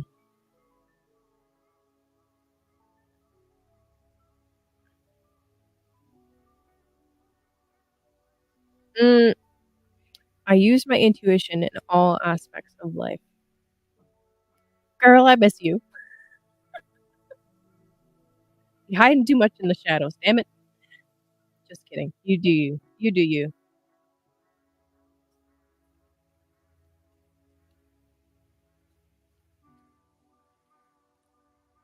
They can fix your lick, can they? No, just all right, Scorpio. So, second house, second house, second house, second house. How is the money situation right now? Right? How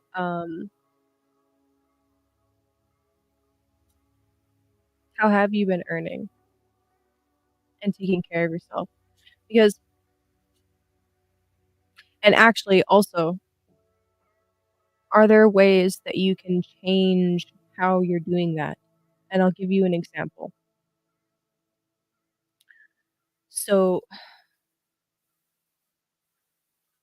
we think about second house nowadays in our modern society as money, right? And like I said, it's values and valuables, possessions. It's not just money, but it's the physical things that we need in order to take care of our bodies. So, modern day translation, you need money to pay your rent, to buy your food, whatever, etc., right? But there's more versions of capital than just currency, right? There's 8 forms of capital. I don't remember if I was talking about this last week or not. I think it was, but there's other ways to go about it. How are you with trade and barter, for example? How are you with trading labor for things? Or, the gift economy. These are things that you can definitely think about. Uh, but I'm really curious about what this indecision is all about, you know? Maybe actually this indecision is coming from not being clear about your values. So, if you have a clear set of values and a clear goal and a direction that you wanna go in, you're less likely to get lost in indecision. But also the affirmation on the card, "I use my intuition in all aspects of life." Well, Scorpio, you are an incredibly psychic sign, whether you're Scorpio rising, sun, moon, whatever, super fucking psychic, all of the water signs really. Um, so why aren't you using that intuition to help you make the decision, right? Oh. Oh, dude. Yo, check this out. So the card that came out for Scorpio is the King of Cups, which is Scorpio card. Look which leg is forward. That's the right leg, son. And it's stepping on a crack. I've never noticed that before. Or right over a crack. Huh. Fancy that. Okay. Scorpio. Do some energy work on your right ankle. Listen to Chance. That's interesting.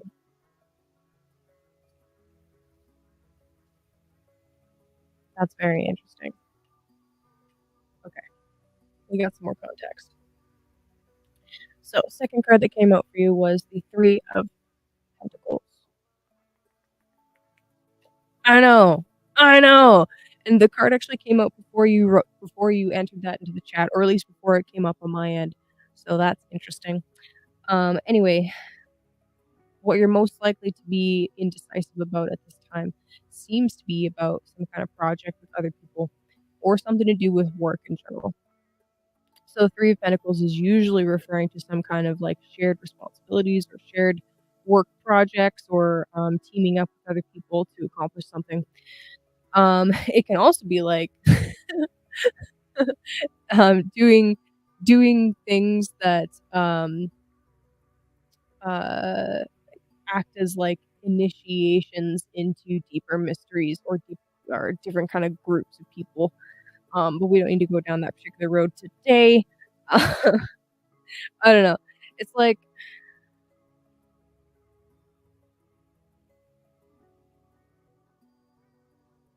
this energy work that you're being asked to do right now, okay, is like how do you move forward, right? Scorpio, you just had some insane eclipses go off in your and the seventh house, right? Your and Taurus's signs. Um, South node in your sign has been like draining. It's a very draining energy. I'm not gonna lie, it's a draining fucking energy. It's like there's tons of endings and things that are leaving your life, things, people, relationships, whatever, leaving your life. Um, it's trying to help you purge and make room, right? Make room for my right ear just started hurting. That's really random. Make room for things that are meant to be in your life. It's like a new phase. Anytime you have these eclipses in the first seventh house, it's a really major turning point in life. Okay. So King of Cups coming out, I feel, is asking you to really make sure that emotionally you're good, right? I love the card sync that happened with what Chance put in the chat. I think that's amazing. I think any kind of energy work would be really helpful for you at this time. Any kind of any kind of energy work specifically that's helping you get more into your body, right? Especially with the Three of Pentacles being the other card that came out. Because I really feel like when it comes to intuition and trying to make decisions, if you're really caught up in your head, you're less likely to make a grounded decision because you're not grounded, right? But when you get grounded, when you're in your body and connected to your body, um, and pain-free, tension and pain-free, that's when the best kind of information can come to and through you. That's when you can actually tap into your intuition. Intuition is not, it is not, I repeat, it is not an extremely strong feeling.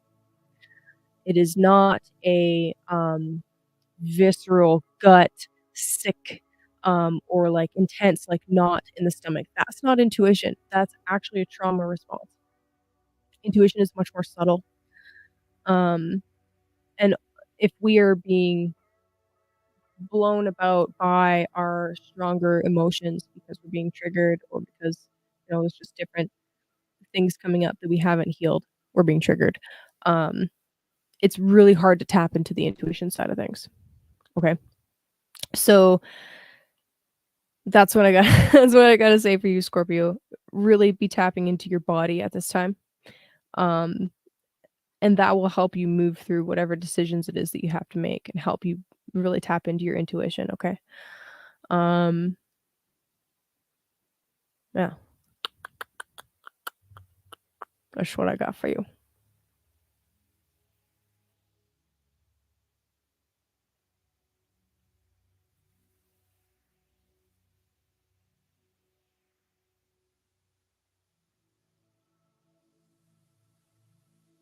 Chance, we gotta have you on to do some I Ching tone work stuff soon. Let's do that up, buddy. Okay, Libra. Libra, Libra. I'm sorry. Okay, Libra. Oh, man. Okay, one sec. One, uno, moment.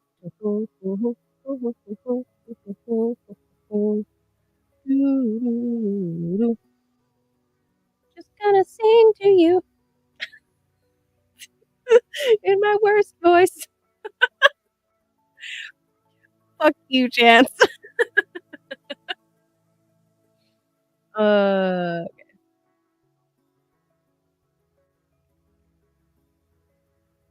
it is. All right, Libra.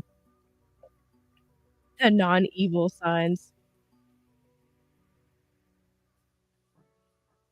Get out of here.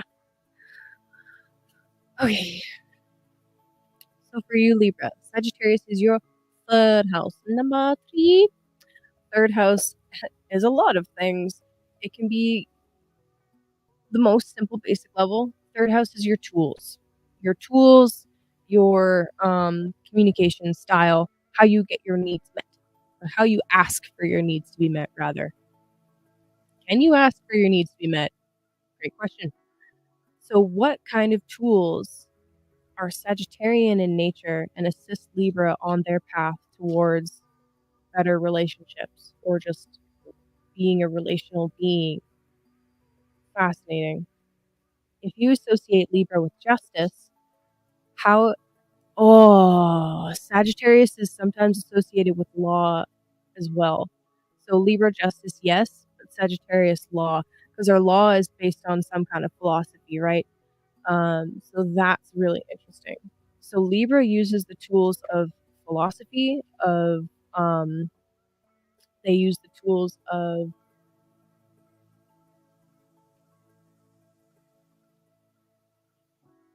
I don't know, religion,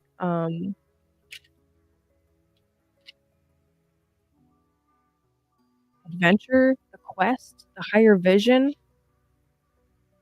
Interesting.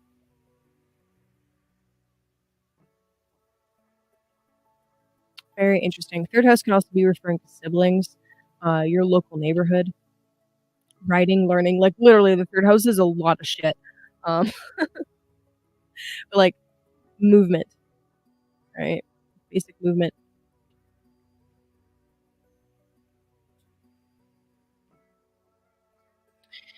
But anyway,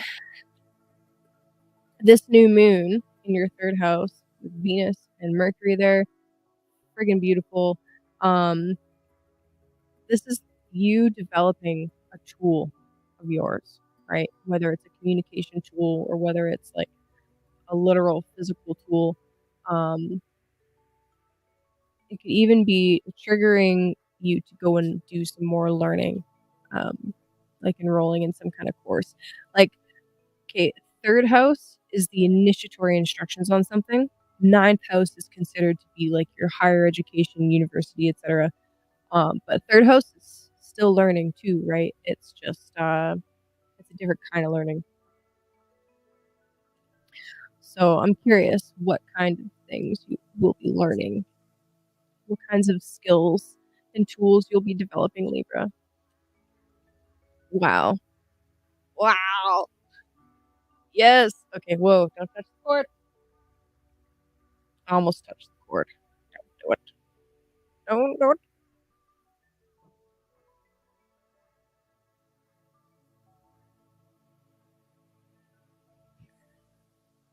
Oh my god. It's only winter for the northern hemisphere. not the Southern Hemisphere.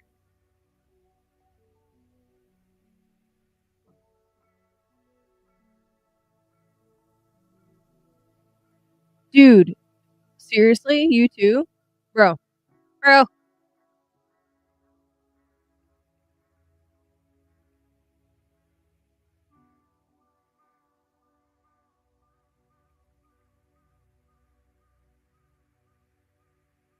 Well, it's true. Dude, why is everybody having car issues? Never mind. Yeah, maybe. Okay, hold on. Okay, I caught up. Okay, yeah, dude, there are a lot of people that are having car issues, which is really fascinating.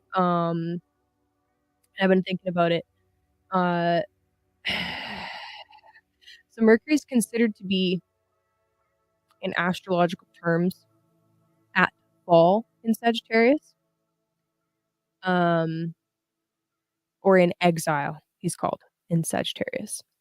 It's supposedly, according to ancient rules, all right, not Mercury's favorite place to be. Mercury is often associated with travel. So is the moon, by the way. Um, and cars, vehicles, that kind of thing. So it's kind of interesting to me, Mercury being under the beam, so invisible, but also in a fall sign, an exile sign, so in exile. So it's like Mercury's kind of like going through quite a bit of shit right now. Um, in one way of looking at it, if you only look at it in that very limited scope. It's kinda like Mercury's going through a lot of shit. Um, but actually what I really think about, as far as Mercury's concerned is we just had this crazy ass eclipse where Mercury was conjunct the Sun exact opposite Uranus on the eclipse, the lunar eclipse. So, because Mercury was involved in that, eclipse, it's like that triggered a bunch of events, involving Mercury and Taurus and Scorpio and all that stuff. Um So for some people, especially with Uranus involved, Uranus causing extreme and sudden events and eclipse energy in general, sometimes bringing about crisis things.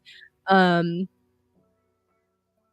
so that's really interesting, that people are having serious car-related, movement-related issues because that's one of the potential themes, especially electronic-related stuff. Um, yeah, electronic-related things for sure, definitely. Um And I guess symbolism for Scorpio with cars might be like, I don't know, I'm not sure. That's definitely not my, I was gonna say host stuff, but that's not really my, area of expertise. But anyway, that's just kinda like on a global level. Um,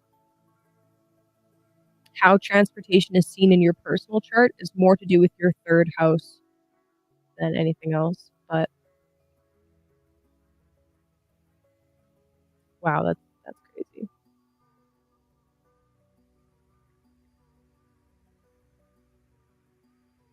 Jeez.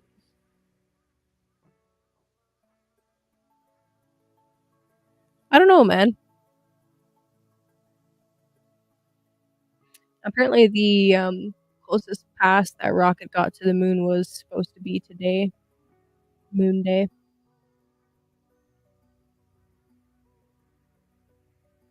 Anyway, okay, Libra.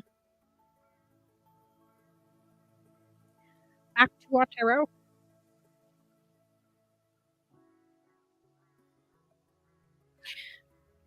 Libra. We got flame. It says, I accept responsibility for my well being. And then the 2 card New Moon Wednesday. Wednesday at 3:57 PM Mountain Time, so 2:57 Pacific or 5:57 Eastern Standard Time. Or yeah, whatever. Whatever it is after um daylight stealing's time.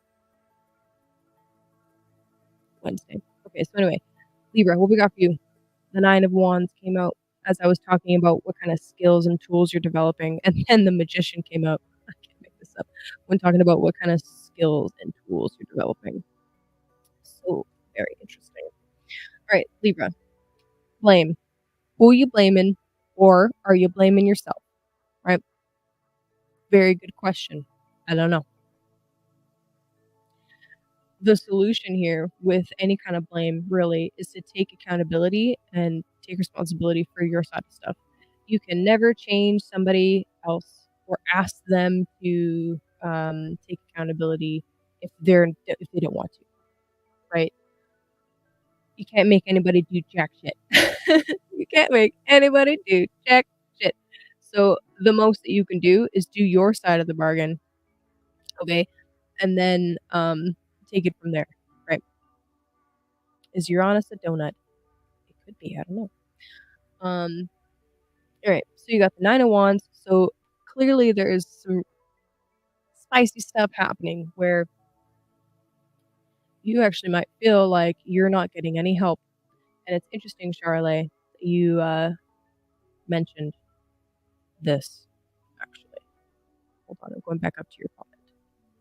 I'm scrolling back 'cause it was important. Do do do do do do do do do. How your needs are met, now you're asking for help. Yeah, yeah, yeah. Do you feel overburdened at the moment? Do you feel like you have been on this journey, doing and saying the same damn questions over and over and over and over and over again? Are you nagging? Do you feel like you're nagging? Do you feel like you need to nag? Do you feel like if you ask for something that it doesn't happen? Is that the pattern from the past? Are you pointing fingers now? Be like, actually, I told you to do this. Now you didn't do this, and now you're a jackass because this, and this. I'm sorry for laughing, but just those 2 cards. It's kinda that's what I'm picking up.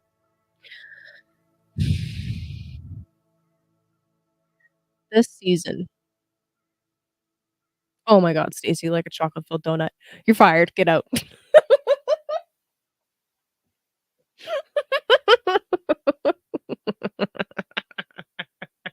God damn it, I'm trying to be serious.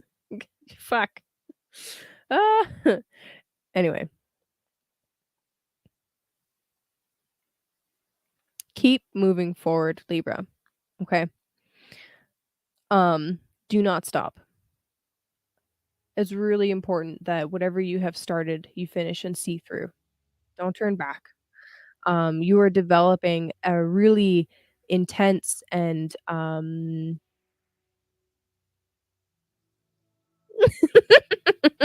my god, girl. You're developing a new skill set here, okay? Either well, it might not even be new skills, it might just be that you are refining stuff that you already have learned at least once before. But you know what? Redundancy is built into every great space mission, whether you believe we go to space or not. I don't give a shit. It still counts. Maybe you need to hear it again. Okay. So keep going, keep moving forward, one foot in front of the other. You know what I mean? But also remember to communicate. Okay. The magician is here. The magician came out, all right, with the Nine of Wands. I love that. The magician. This is Mercury. Mercury saying, "What up? I'm here. What you want from me? Let's do this. As above, so below. As below, so above." You inform the mysteries just as much as they inform you. Meaning, hi, Davin. What up, my brother? What up? What up? Anyway, meaning, okay? Meaning, yes, the stars affect what's going on here, and we affect what's going on up there. How much responsibility you take for yourself and your situation, and with what cards you're dealt, with what cards you're dealt, will change the outcome. Okay? So, Libra,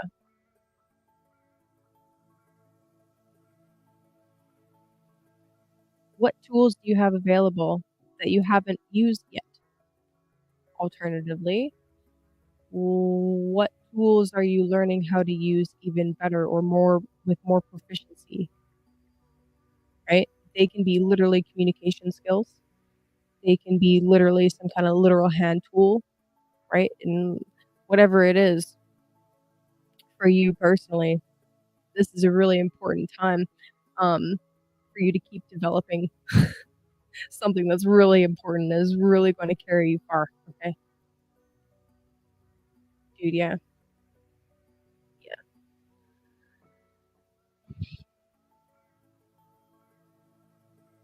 word. Spiritual gangsta. What's up?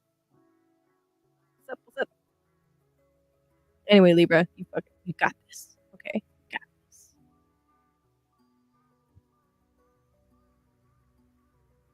I think the most important part really is to just make sure that you're not pointing fingers, because as soon as you do, you're missing out on an opportunity to learn something and an opportunity to change, and an opportunity to empower yourself, right? As soon as you say it's somebody else's fault, you disempower yourself, okay?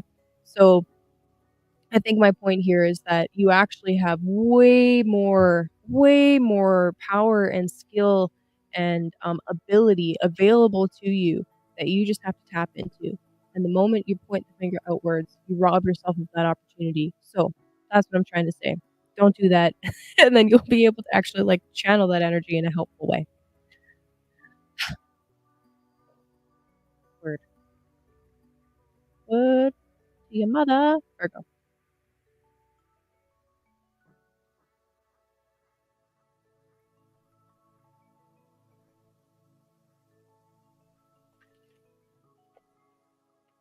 Good. Love you.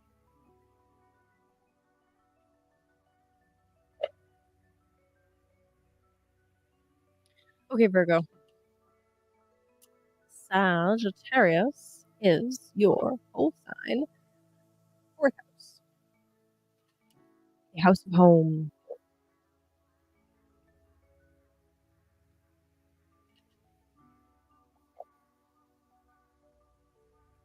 So with the 4th house, right, we're talking about our deepest hidden desires. We're talking about our deepest needs. We're also talking about stuff that we suppress and shove down that we don't wanna talk about. The sun moving here is like taking a giant flashlight and being like, "What up? What do you got buried in here?" Especially Sag, it's like, I don't know, all kinds of interesting, exotic things can be in the home, being lit up on display right now. So anyway, this whole stellium thing, this whole new moon in the 4th house thing for you, Virgo, this is a really excellent opportunity for actually, didn't Melanie, did you just say you just sold, your house? Did you literally just say you just sold your house? Um,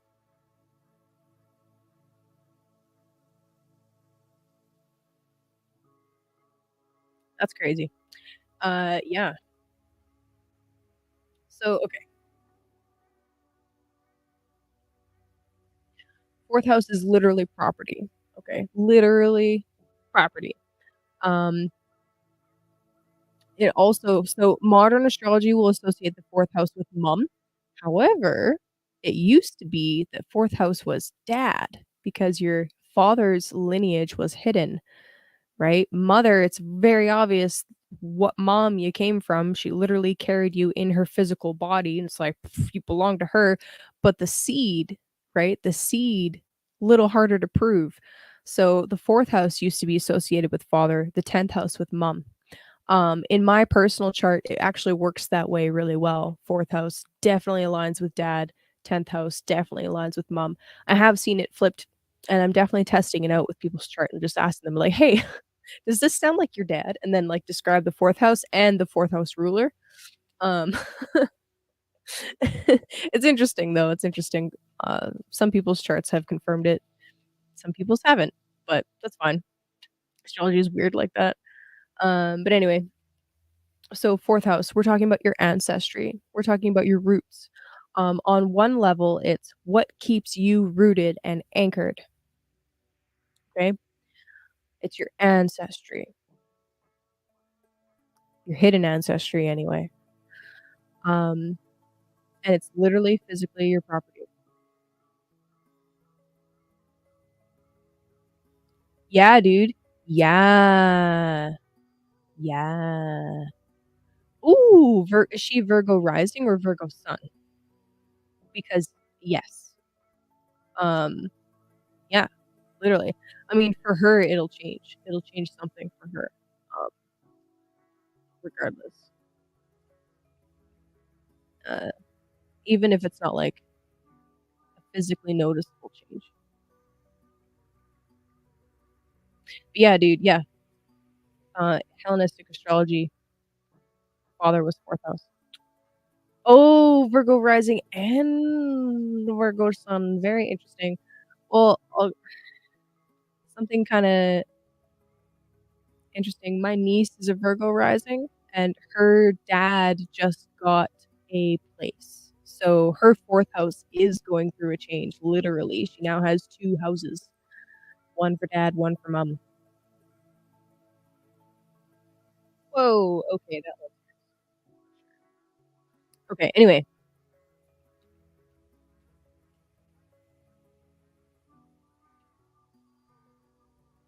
Um, yeah, dude, test it out. Test it out. Ask people, uh, if you're feeling brave anyway, you want to play with it, ask people, um, which one sounds more like mom and dad.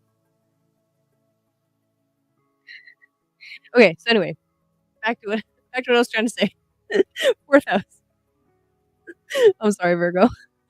Virgo's like, oh, get back on track, please. And I'm just like, doing my fucking Neptune first house thing, like, nah. Oh man. Okay, so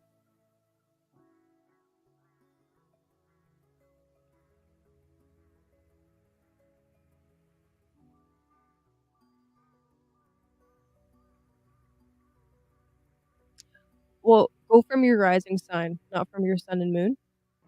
Okay, it'll always be more accurate from your rising sign, always, hands down, every time. Okay. Anyway, fourth house Virgo. We are talking about home. Interesting, and Andy. So then the next step would be like, okay, so does Cancer fit your dad? But also, where's your moon? Because that's how he acts. That's how he acts. So wherever your moon is, that would in that system describe your father, and then you can check to see if that sounds like him or not, or if that sounds like mom. Then you'll know. Okay. Anyway, fourth house Virgo. We're talking about property. We're talking about your ancestry. We're talking about what keeps you rooted. With stellium in the fourth house, this is a lot of attention, really, being paid to stuff that you usually keep buried and hidden. Um, so this is another person that I would be really curious to ask, like, hey, what's it like at your house? Do you have a lot of really fun exotic things or not? Um, but also keep in mind aspects to the moon as well. So like if moon has some really hard aspects that would play into your dad's character as well. Um, but anyway, oh that's cool. Eternal grandpa's son. That's really neat. Yeah, I love that shit. I love looking at family charts and you start seeing the overlap of certain themes and signs. Okay, anyway, sorry. Oh my god, Virgo. They're gonna kill me. Um oh man. So what's going on at home? One of y'all sold your house. That's awesome. Um, yeah, these kind of transits in the fourth house are a fantastic time to sell or buy new property. Absolutely, 100%. And with this new moon happening in the fourth house, something else that you can really do is set some intentions for connecting with your ancestors in some way, however that looks for you, right? Uh, there's a million different ways to do that. So, and with it being Virgo that I'm talking to specifically, I mean, some kind of like ritual or ceremonial space, or my dad's been acting dead since 2019. Yep. Anyway, some kind of ceremonial space or, um, I don't know. I don't know, with Sag as the 4th house, it's kinda like home is an adventure. What kind of adventures are you having at home, you know what I mean? I don't know. Uh, anyway, fuck it, let's get some cards. Let's go. Let's go. There's there's also this energy in the 4th house. I, just kinda, like, briefly, momentarily touched on. It's our deepest hidden desires, right? It's like I said, it's things that we bury. So, the first card that came out for you, Virgo, is the Queen of Wands. Very Sagittarius. Rawr. But I'm feeling like this is your energy actually, Virgo, and I love that. She is very much in charge. She is, an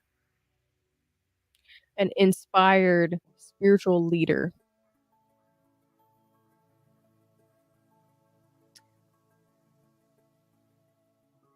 She is able and willing to take action when things need to be moved on. And then you got these 2 really interesting Cups cards. So, we got the 2 of Cups reversed, okay, and the 5 of Cups. Interesting. Now, in most art for the 5 of Cups, we have 3 cups spilled out and 2 cups not yet spilled or sitting to the side or whatever, which is the same as this art, right? There's the 3 cups on the ground there, and then the 2 cups behind him while he's watching some, circle of life type stuff go down in the water. Looks like an alligator or a lizard of some kind chasing a fish. So, kinda interesting, right? We got Cardinal Fire. Yeah, yeah, so depending on the card system you use, the queens are the cardinal points, so this would be Aries, the Queen of Wands anyway, but, uh, that's the system that I did learn, but this deck technically doesn't adhere to that particular system, but anyway. What's kinda cool about this actually, alright, is you've got well, I don't know, cool, relative. It's an interesting sync for sure. So you got those 2 cups behind you, right? And there's those 2 cups right there. Oh, whoops, wrong way. There's those 2 cups right there, but they're reversed. So you're feeling very blocked, okay?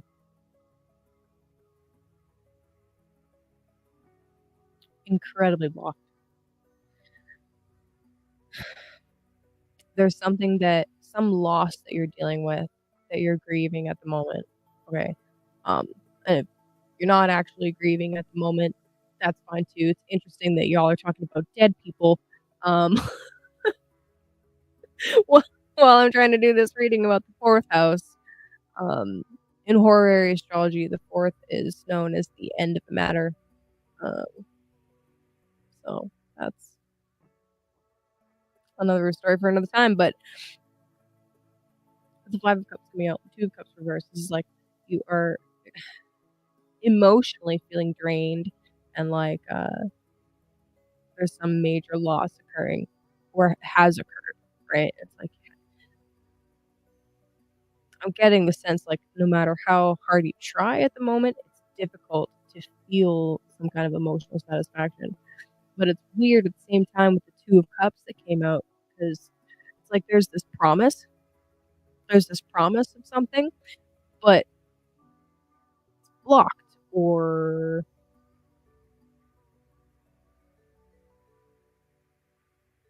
just not going down. It's just not fucking happening. It's like the potential is there, but it's like you're disconnected from it in some way, or I don't know. But you're showing up like this, like, bam, on fire, spiritually tapped in tune, leader, individual, very much like I am large and in charge. Um, but there's a fucking There's a fucking giant fire in the background, bro. Do you know that there's shit on fire? Are you aware that there is a massive fire? Do you know? Do you know what's burning down? It's like that it's like that meme of the dog where he's sitting in the house and there's a table, he's like in the kitchen and it's everything's on fire. It's like, this is fine. That's like you right now, Virgo. What's going on? What the fuck? I just kind of get the sense that there will be some, I don't know, Sag season is not really about like emotional healing, but when Sag is your fourth house, and we're talking about hairs are singed, yes, exactly. And when we're talking about fourth house matters, right? Those deeper hidden emotions, these deeper desires, and the sanctuary that you call home. Then in your case, yeah, uh, eternally alive. Ooh, I like it. When we're talking about these types of things, right? And literally, as I'm pulling cards for a fourth house transit, y'all are talking about dead people in the chat. Not an accident. Not an accident. Um, I don't know. Uh, are you a medium? Are you a medium? Yes or no? Um,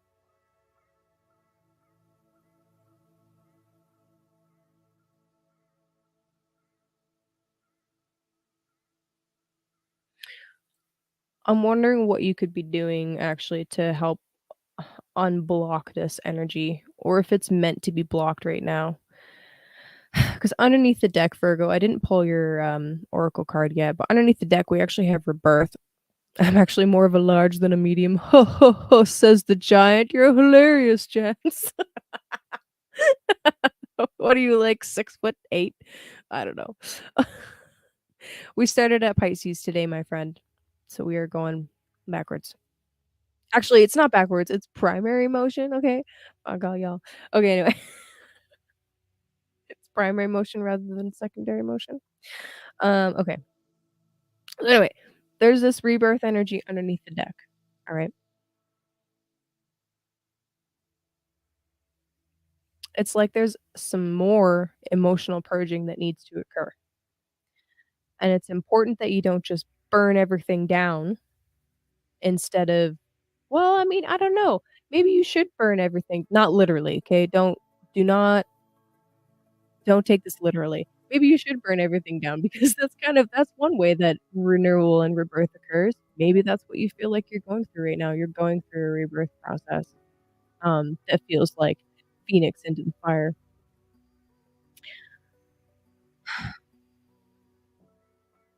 I don't like not having good news for you. I'm sorry, Virgo. But of, of all the signs, okay, of all of the signs, Virgo, you have extremely potent medicine to bring to us. Okay. No, no arson, please. Please don't do illegal shit. Saturn will boot stomp you. Um, or at least don't get caught. Um, I want a refund. Anyway, Virgo, you have an important medicine to bring to us. Okay. And it's almost like there's just something that you need to do, or something that you need to let go of emotionally. Right. That's really what this is about. It's like there's some kind of expectation, um, that's actually, you know what, Mel, I think I'm picking up on your energy, girl. This is like having 2 cups in limbo. That's what it feels like having a back burner energy of, like, this other person is kinda like a fallback plan, like a plan D, not even plan B, plan D. It's like, they're there if I need that as, like, a last case scenario or, like, last man on earth kinda thing. But maybe maybe you need to let go of that energy. Maybe you need to let go of it completely and cut it out completely so that you can actually move on. I don't know. Okay, what's your Virgo card? Okay, pride. Interesting. I meant Oracle card, not Virgo card, but it's a card for Virgo, so we're going with it. Pride. I love myself and I see myself in everyone. Interesting.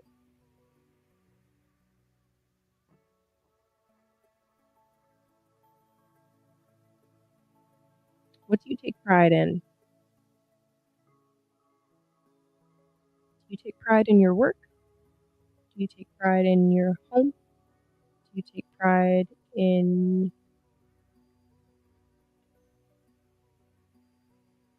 I don't know. I might need to consult an attorney.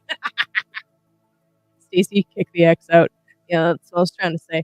Um, yeah, I am not an attorney.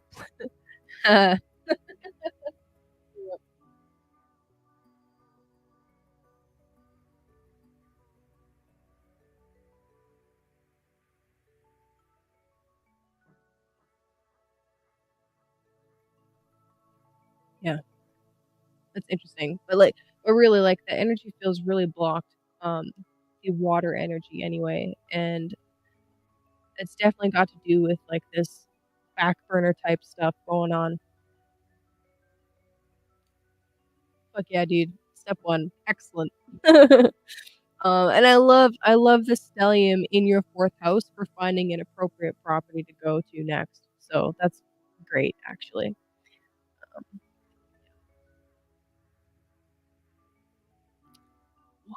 why? I'm like, you don't need to answer that. I know why. I know why.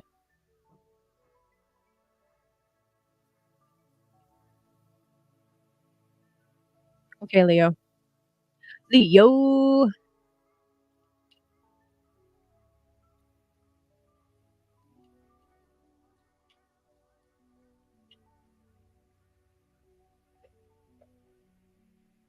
Okay, Leo. So for you, my friends, Sagittarius is your 5th house. The house of fun, of creativity, of joy, of risk, of romance, of sex, of children, did I say creativity? Creativity. 5th house is a fun house. This is a really lovely transit for you, Leo, especially Leo rising. So yeah, new moon in the 5th house. How do you want your romantic life to look over the next year?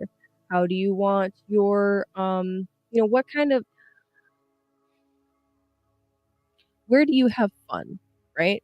Leo is probably one of the more adventurous signs out there. Yes, you think it's Sagittarius, but for Leo rising, Sagittarius is on the 5th, meaning that Leo loves adventure. Leo loves philosophy. Leo loves um exotic shit, spontaneity, right? So, what kind of fun stuff are you going to do this month? You got a lot of energy in the 5th house. I love it. Um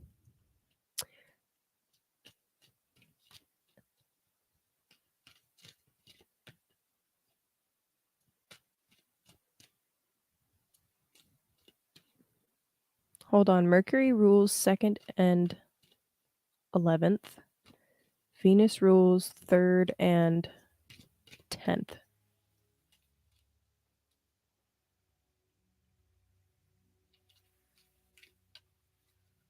3rd and 10th. Okay. 2nd and 11th. Interesting.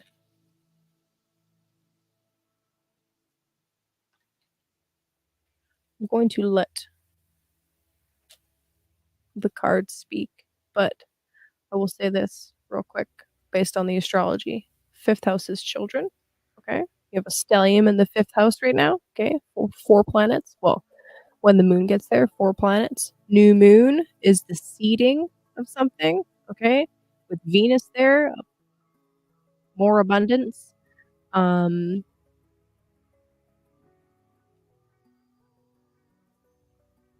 yeah, if you don't want children, be careful.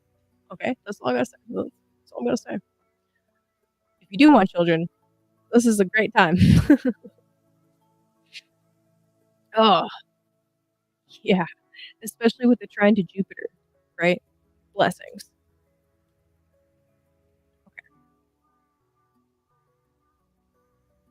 Hey, Leo, what do we got for you?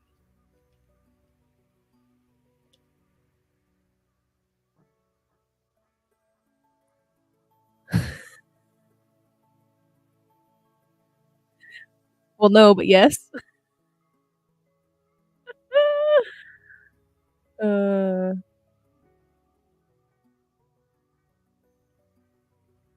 tell me to burn something.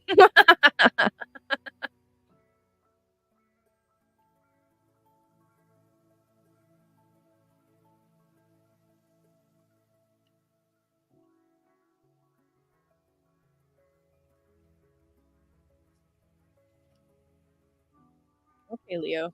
Alright, alright, alright. A couple cards, please. Ooh, ooh, ooh, ooh, ooh, ooh, spicy. That's fun.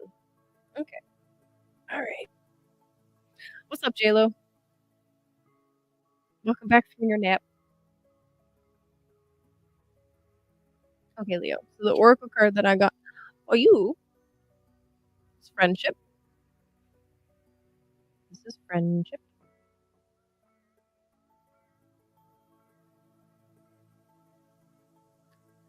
And it says, I understand that a friend is in my life for a reason.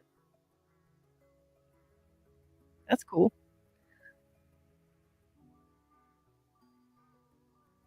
This beautiful fifth house transit can literally be you just having more fun with your friends. Okay, all kinds of friends. All kinds of friends.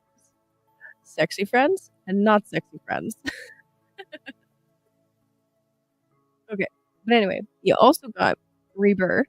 Okay, so this is the judgment card in the regular tarot and the chariot. Damn, son. So this is like coming out the gates. Boom, going fast somewhere. Where? I don't know. But fascinating, really. Truly fascinating. I love that. So judgment slash rebirth. Wow, okay, dude, this is crazy. This is the winter solstice and this is the summer solstice. You got winter solstice, summer solstice. Two ends of the pendulum.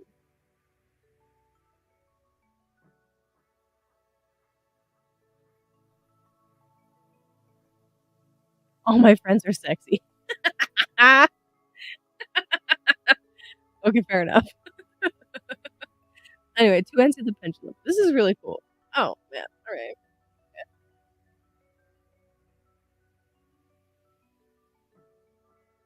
What's really interesting about that actually is on these two ends of the pendulum, there's this energy of stopping, turning around, and going the other way. It's like speed, speed, speed, like really fast through the middle. This is literally the sun moving across the horizon, by the way. But it's the same as the pendulum. Really fast through the middle, equinox times, and then it gets to the where the solstice is. Stop. Slows down. Stop. Turns around. Literally stops for a couple days, 3 days to be exact, and then goes back the other way. Boop, boop, boop, boop. On one end, we have rebirth, judgment, the beginning of a new adventure, a quest, if you will. Spirit's calling you to go in a specific direction. What direction that is, you got to tell me. I don't know. Probably something to do with some kind of friendship. Or there are friends that are leading you on a new journey, a new leg of your journey, rather. Really exciting. So anyway, and then on the other end of this pendulum swing, right? Other, other I swear to God, I'm sober. So anyway, other end of this pendulum swing. Stop. Turn around. Hammer time. Do do do do do do. Can't touch this. Can't touch this. Do do do do. Yeah. So that's the energy. Keep doing that. Okay. What was I saying? Winter solstice, summer solstice. Beginning, end. Is there a beginning? Is there an end? I think, they're one and the same. End, beginning, beginning, end. Doesn't really matter because the end is the beginning is the end is the beginning. The chariot shows that there's some kind of victory coming for you though, or you're going to some kind of victory. I love it. The chariot can also be referring to like stuff going on at home that is turning around for the better, right? There's this turning around kind of energy with the chariot, I think anyway, in my opinion. Um there it's like taking these two very different energies and allowing them to blend in such a way that it's like, yes, we actually can accomplish anything together because we are different, yet going in the same direction. Think that's fucking beautiful.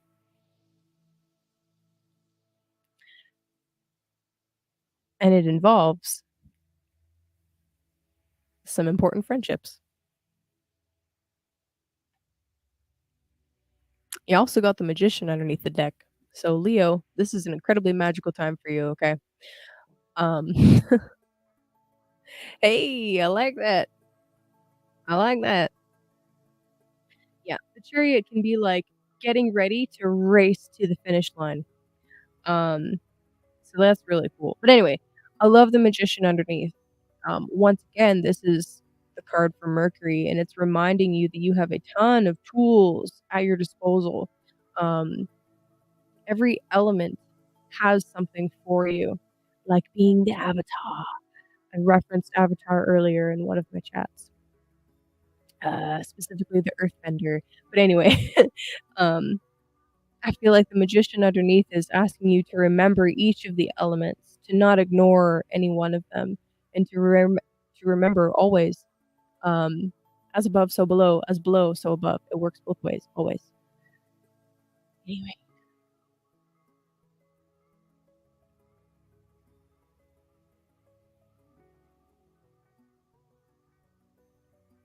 Mhm.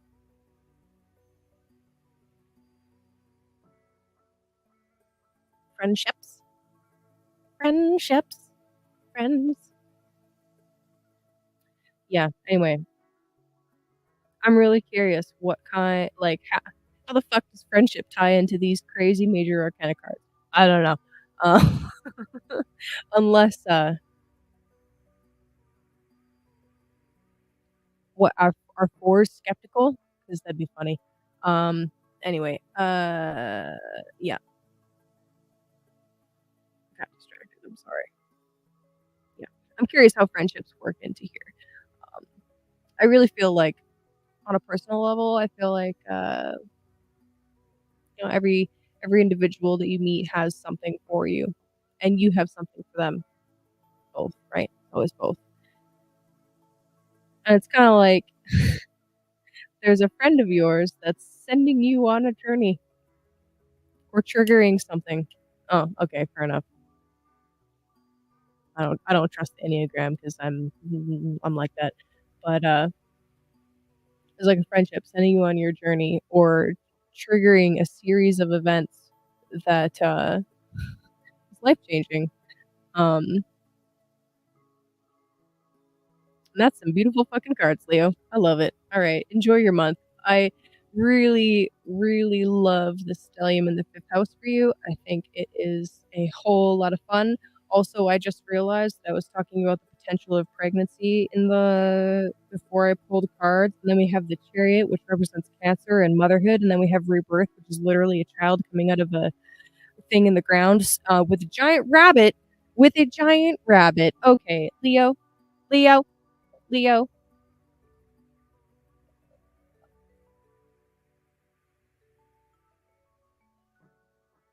I don't think I need to say anymore. Okay. I don't need to say anymore.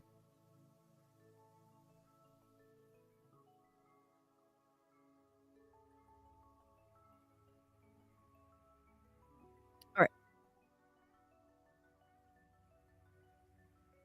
Speaking of Cancer.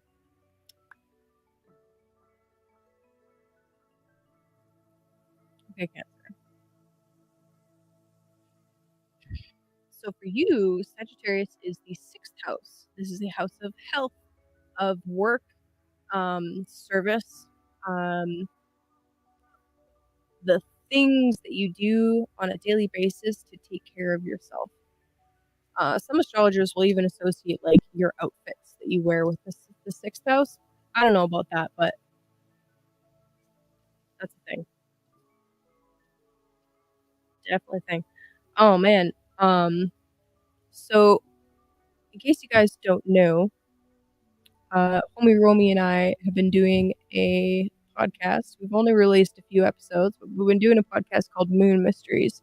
And the last one that we recorded and just released on the RSS feed, we we just briefly touched on the rabbit in the moon thing. Um, ugh, rabbit rabbit in the moon thing, as I have the moon card in my freaking hand. Anyway, we touched on the rabbit in the moon thing, but we didn't really get into it, so next episode we'll really be talking about it, but anyway, that's kinda cool. Alright, Cancer. Anyway, 6th house. We're talking about work. We're talking about service. We're talking about the physical things that you do to take care of your body, right? This beautiful stellium in the 6th house can be really highlighting for you changes that you probably could make that will help you feel better in your body.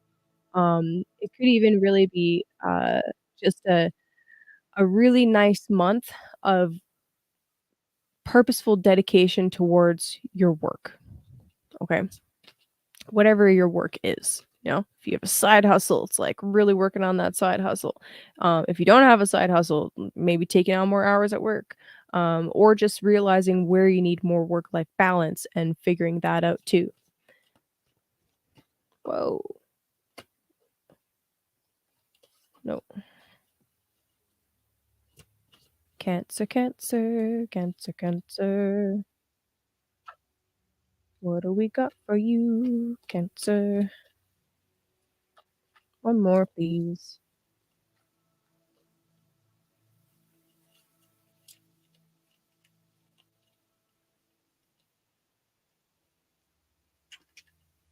Your daughter's baby is due in January, JLo. It's gonna be a little Cappy or a little Aqua baby. Ugh. Little alien baby. Oh.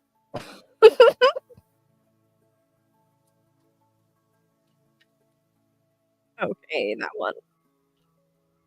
Friendship again? What? No, I'm pulling a different one. You can have friendship, but I'm pulling another one too.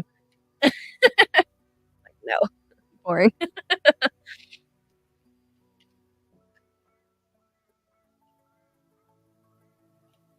Okay.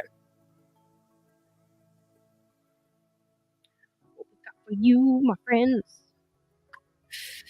Okay, so that's kind of cool actually. Underneath the deck, on the bottom of the deck, we have the Queen of Cups, which is your card, Cancer. What's up? One of your cards anyway. The Major Arcana. Or the court card that corresponds with Cancer. Okay, so we got the Sun. Do you like happiness? Do you like fulfillment? Come on down. Da-da-da-da. Ba-ba-ba-da. Okay, I know I'm not the peace dealer, but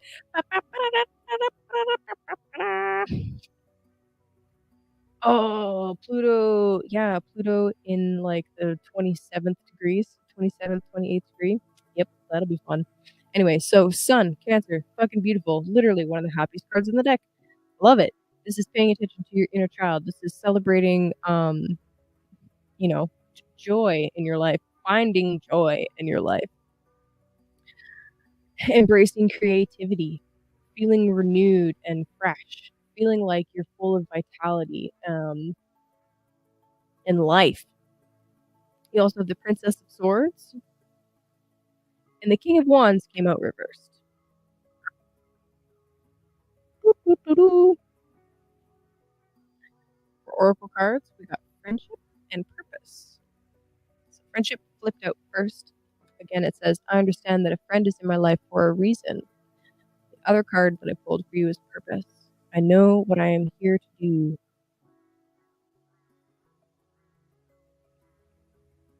Okay. Alrighty then. So with Sun and Princess of Swords.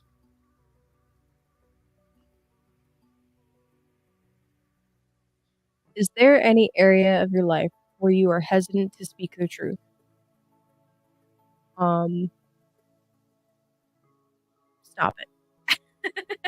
Stop it. The Sun is here to bring blessings, but it can't bring blessings if you block yourself. Princess of Swords is really indicating to me anyway that there is some truth that you need to lay out for somebody that you need to speak to, something that you need to say. The King of Wands is probably who you're saying it to. The King of Wands, especially in the reversed position, this could be somebody that is maybe they're a little bit egomaniacal, maybe they're a little bit full of themselves, maybe they're a little bit um, self-centered. They could be like all of the negative aspects, the shadow aspects of Leo is what I see in the King of Wands reversed. Um, so it could be that this is somebody that's a little bit overbearing, that's a little bit pushy, that's a little bit like, "Oh, you're gonna do it my way because I'm the best." But really, even if they are, it's still not cool to talk to people like that or to push people around in that way. This is where I think this friendship card is coming in for you this time. Well, for you guys anyway. Um, you're realizing that whatever this individual is, doing or acting, however they're acting, they're teaching you a really valuable lesson here. A very valuable lesson about speaking your mind, about standing up for truth, about standing up for what's right. And I feel like this is playing into your purpose here. Okay, I feel like each of us, no matter how minuscule it might seem, we have some kind of purpose to live out. You're here for a reason. You have survived the last 2.5 years of bullshit, almost 3 years of bullshit, right? You made it to this point. You haven't been murdered by the government. Good job. Good job. You did it. Level 10 at Jumanji. Here we go. You have a purpose. Okay. Otherwise, you wouldn't be here right now. And in order to fulfill that purpose, you need to be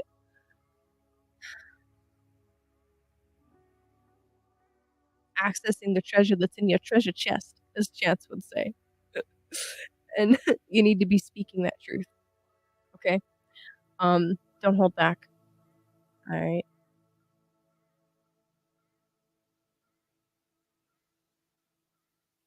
Yeah, Cancer, you got this. That's what I got for you. I think it's really straight. They're really straightforward cards. So, don't hold back. And remember that like you are divided. That is a really interesting slip of the tongue.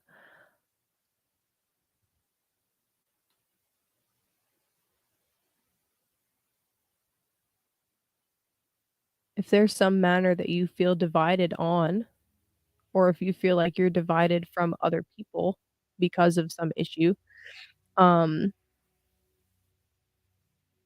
I would say to find your tribe, right? Find the people that do agree with you on certain very important values, and cut out the people that don't jive with you, right? It's really simple. Well, it's simple to say, it's less simple for certain types of people to do, especially if you're a more agreeable type, um, or if you struggle with conflict, um, you know. So whatever the case may be, there's a situation going down right now that are helping you hone certain skills, just like you would hone the edge of a blade, that have to do specifically with boundaries, with speaking truth, with being authentic, with shining your authentic light. Okay. So embrace these challenges and these blessings that come at the same time.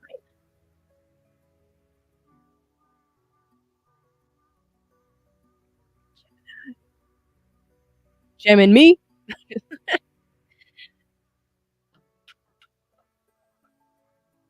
Gemini.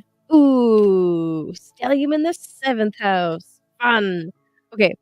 7th house. We were talking about partnerships, one-on-one relationships, all kinds of one-on-one relationships. Yes, committed things where you sign contracts, but also if you do like any podcasting, any kind of interview work, any kind of counseling work, that is the 7th house as well. Um, fun facts of the day with Kaylee. Do, do, do, do, do, do, do, do.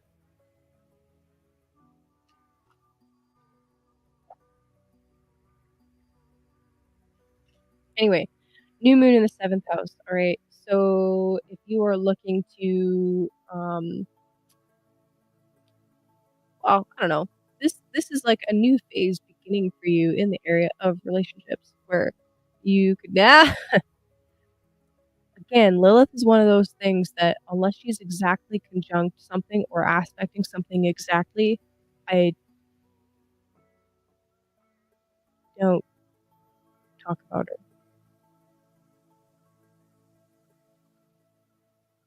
Anyway, relationships. But J-Lo, it's not just romantic stuff, right? It's not just romantic stuff. You could be doing your own kind of counseling work. You could be doing some kind of business stuff. You could be signing a different kind of contract. You could be going through court litigation. That's a 7th house thing too. Open enemies, motherfuckers. Open enemies. That's court stuff. Anyway, I love this. This is a beautiful stellium in the 7th house. I think it's absolutely fantastic.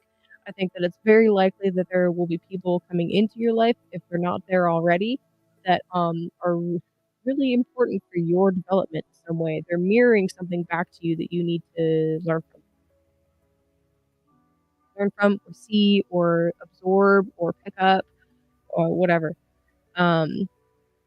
If you are somebody that is going through some kind of open enemies type situation, court litigation, um, and yes, yes, again, if you are going through some kind of like court litigation, this is, I think it's a really promising period. Actually, it's I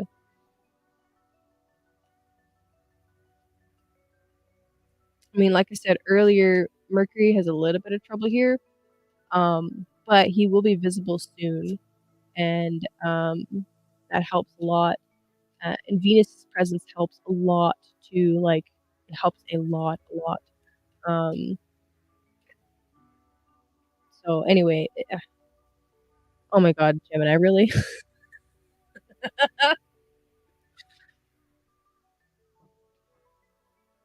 You gotta laugh. You gotta laugh. Come on, Gemini. You gotta laugh a little bit. I mean, I'm laughing. I'm fucking laughing. Anyway, Venus in the 7th house is fucking great if you're going through anything like that, um, where you're dealing with others that are adversarial to you. Okay. Anyway, I want to pull another one. I don't want just indecision. That sucks. I'm like, yeah, oh, Gemini, surprise, surprise.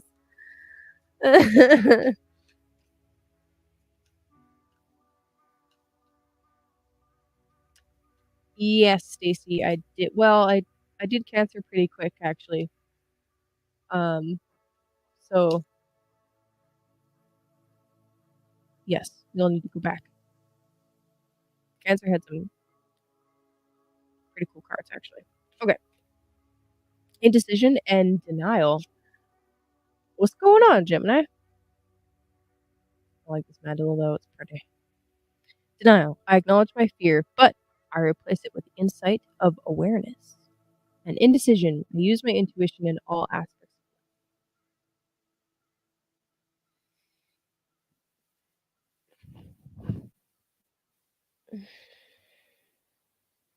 I love Gemini energy.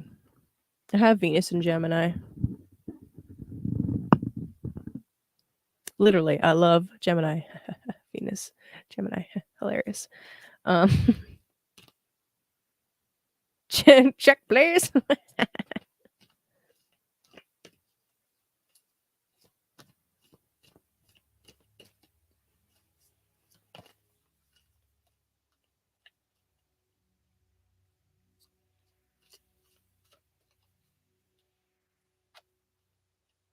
All right, Gemini.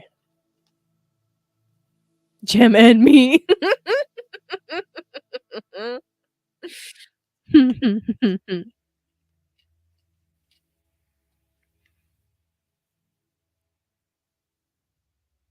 Yeah, 7th house. Fun. Okay. Whoa.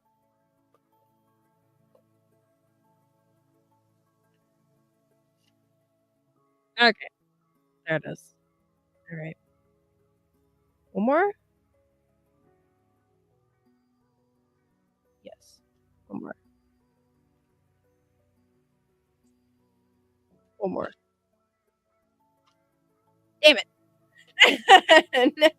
No, shouldn't have gone for another one. God damn it. Okay. All right.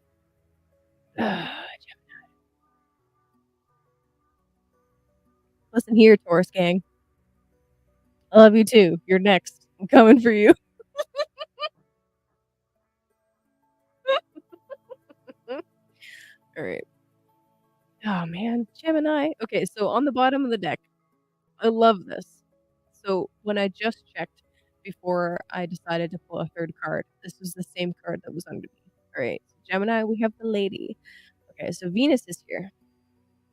The lady, aka the Empress. Venus is here to help y'all out. She's like, okay, let's go. Abundance, I got it. Femininity, womanhood, we got it. Again, Venus in the seventh house. With the sun, okay, she's still under the beams. She's still invisible. She's still there. You can still work with this Venus energy. It's not that you can't. It's just that she's a little preoccupied. But she's still there and she's telling you that she's here. So this is actually great. There's this underlying abundance. And I wonder, I don't know. I'm talking my ass here, but I wonder if that's what you're in denial of. Okay. I don't know.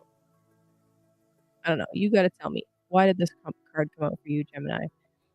So we got the Hermit, the Four of Pentacles, and the Three of Swords. That's why I was like, damn it. I didn't want that. Oh, man. Hermit, Four of Pentacles, Three of Swords. This is not very social energy. I gotta say. It is not social, like, at all. Like, fuck all y'all. I'm gonna be over here doing my own thing. You guys can do what you want. I don't care. But I'm like, I have things to take care of. All right? Way the fuck over here. That's Gemini right now.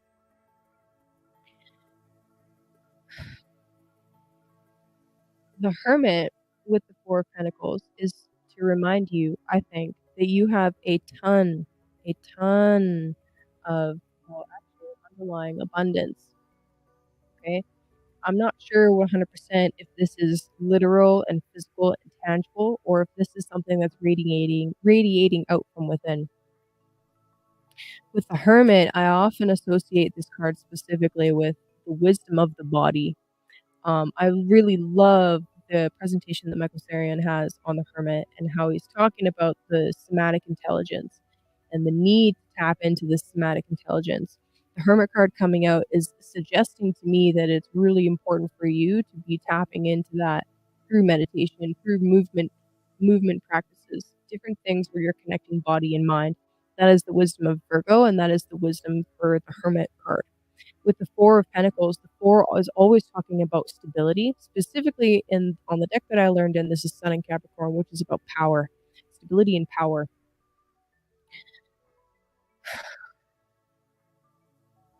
You have a lot of power, Gemini. You just have to be grounded to access it. And then we got the Three of Swords.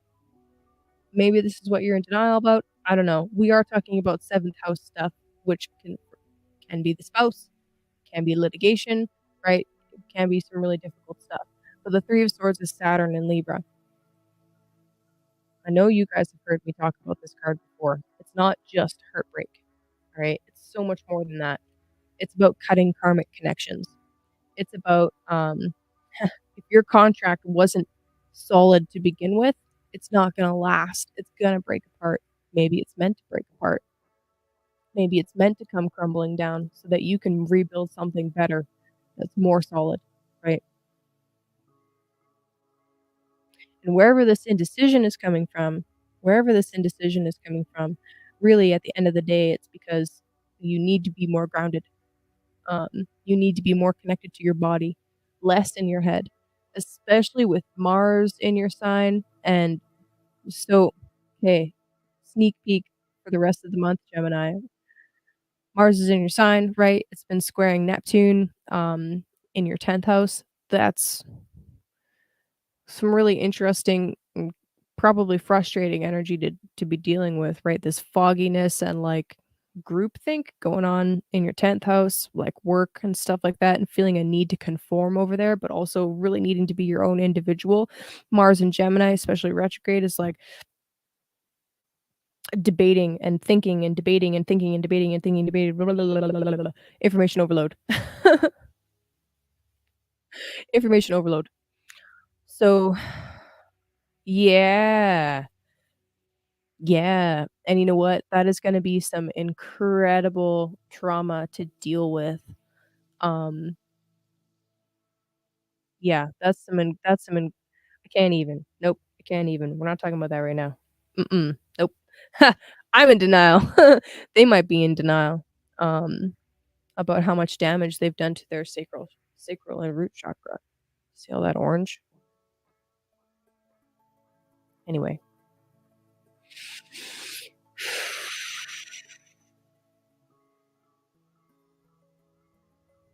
These cards are asking you to really go within right now. It's less about taking action right now and more about doing some processing and some internal work. And I know, you guys, I know I talk about that a lot, but it's really important. It's really important. I love, the echoing of the Four of Pentacles with the lady underneath the deck. It's like there is actually a ton of, support for you. You just have to access it.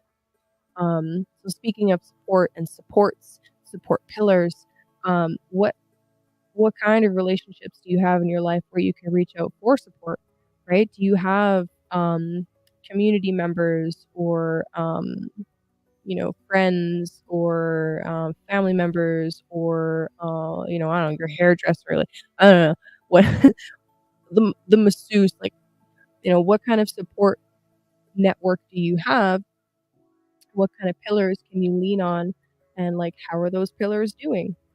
Um, but really, at the end of the day, this is about really processing through some kind of loss that you're experiencing, right? And also at the same time, recognizing that I mean this card really and this energy is all about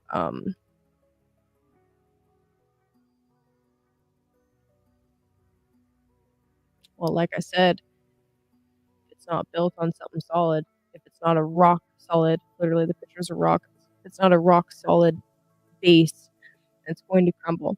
And the next um contract, relationship, business partnership, whatever that you wanna build, you gotta establish that rock base first, and then, then what you build is gonna last, right? But anyway, I'm really curious about where this indecision is coming from. No, not hurt that lasts.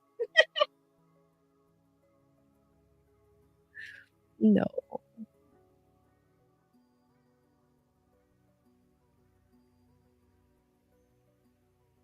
Yeah, if you are stuck in any kinda indecision right now, like, humming and hawing, Chance always says, and I really love this, that he says this because I don't know, it helps me. If it's not a hell yes, it's a hell no. And it doesn't even have to be a no forever, right? It can be a temporary no until, it changes into a hell yes, but it won't change into a hell yes until you have spent some time establishing your own solid base. I hope that makes sense. Okay. Bull gang. What up, Taurus?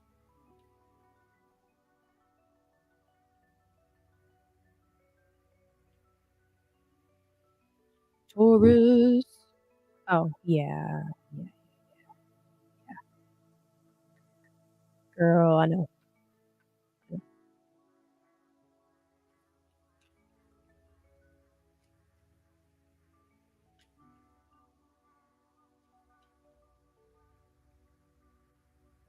feel you. Takes time and work and, like, permission to let yourself not be hurt too sometimes. It's like, sometimes you gotta just, like, give yourself permission to go and have fun and not think about it,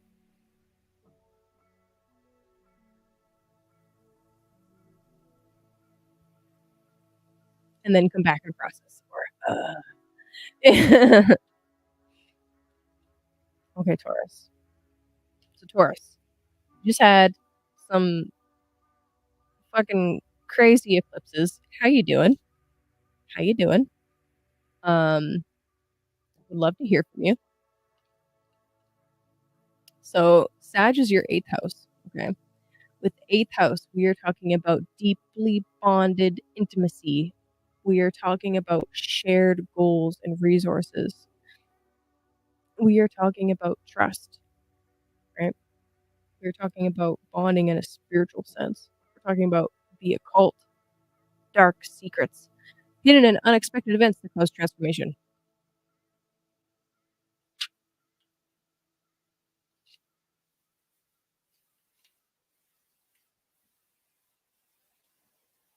A stellium in the 8th house is like, I don't know. Um, for some of the Tauruses out there, especially Taurus rising, this can be a really great time to do some deep psychological work. So like, I don't know. There's many ways that one can go about doing that, but all those planets in the 8th house, fantastic time to dive in head first and just go straight for go straight for the kneecaps. Just go right in, just go for it. Just dive, just go, just do it. Um, yeah, that kinda stuff can be really helpful. Um, Also, I would not be surprised uh, if you're in a relationship and, you're at that stage where you're bonding really deeply with somebody.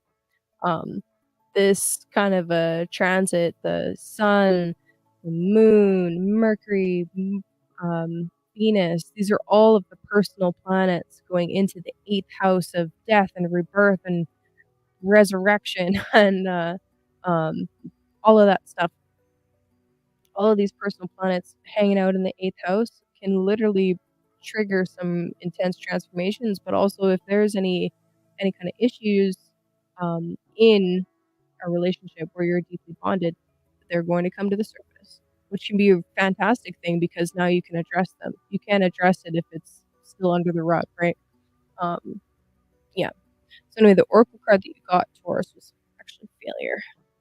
Failure. Weird, huh? I understand that a mistake is an opportunity to learn. All there are lessons. All there is are lessons. It's all good, Cody. Okay, Taurus. Why do you feel like you're a failure? What do you feel like you're not doing good enough on? Whoa. Oh shit. 8 house themes coming up immediately. Yep. Classic. You too. Yo, what? Whoa. Whoa. Oh, thank God.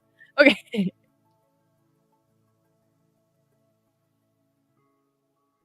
If you can recognize that even when you fuck something up, it's still an opportunity to learn, then you are leagues ahead of a lot of other people in a lot of areas of life. So what do we got for cards? Okay, underneath we have the World card. It's underneath. So there's Saturn check-in. What up? How you doing? Endings and beginnings. Okay, manifesting something into the 3D physical reality. Sometimes when you actually do have the thing in front of you that you really want, you're then confronted with, "Do I really want this? And how badly do I really want this?" Now you gotta keep it. So we got the 6 of cups, So here we are. Um, Very interesting also because this is the Sun in Scorpio, the Six of Cups in the deck that I learned on. So anyway, we have this deeply bonded past lifetime kind of flavored romance going on. It can be nostalgia. It can be longing for a better time or dreaming of a better time. Um, it can be, just really just a deeply bonded love. But then we also have the Three of Swords, question mark, again, and the Five of Swords. Three and the Five of Swords. Swords of Swords. So, what kind of conflicts are coming up for you right now? And can you take these conflicts as something to learn from and grow from? Here's the thing, in any kind of a relationship, whether it's a friendship, whether it's something, with a lover, whether it's a spouse, whether it's family, anytime there's any kind of a conflict, this is an opportunity to learn and to grow for both parties, as long as both parties are able to approach it from a mature and adult way. As long as people are not pointing fingers and blaming, as long as people are taking accountability for their side of things. If that's going on, you fucking got this. You just have to be an adult about it, both sides. Um, and again, what are you trying to build? What exactly you're trying to build? What is the guiding vision, right? We're in Sagittarius season, are we not? What is the guiding vision of what you're trying to build with another person, right? 8th house, shared resources, Sagittarius. Sagittarius on the 8th. That's fascinating. So it's like the shared goals, the shared vision, the shared dream has to have a higher meaning to it. It has to have some kind of a quest or a capital T truth involved in it. That's really cool. It's really powerful. Um, but that also means that, in order for that to reach its highest height, you might need to go through some dark and intense stuff first in order to get all of the fuel necessary to really launch that rocket ship, that Sagittarius arrow, up and out. So first step, do you trust each other, right? Do you trust each other? If you have that baseline trust established, then any kind of conflict that comes up, you can move through. Again, as long as nobody's pointing fingers, right?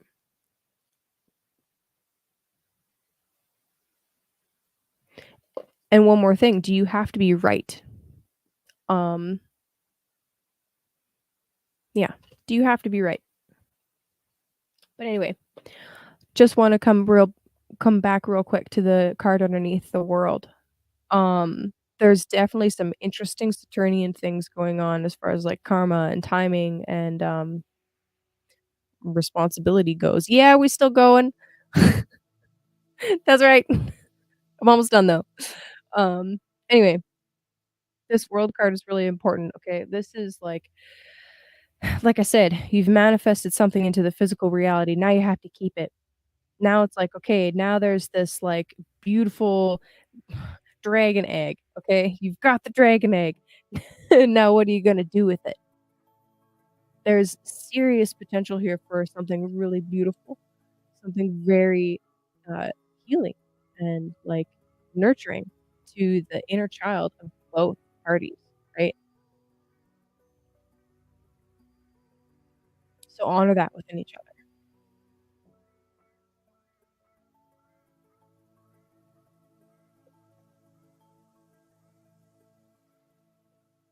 and recognize the beautiful beginning that is in front of you as well. Okay. Love you, Taurus. Aries. What up, Aries? Hey, ninth house transit. Fun. Okay. Okay, Aries. So, ninth house, Sagittarius. This is the easiest one to fucking delineate. Just is. Ninth house has to do with publishing. It has to do with journeys to foreign lands. It has to do with um, your belief sets. What do you believe? Um, Sometimes it has to do with law. Oh, fuck yeah. Yeah, dude. I got the next day I had a nap. Yep.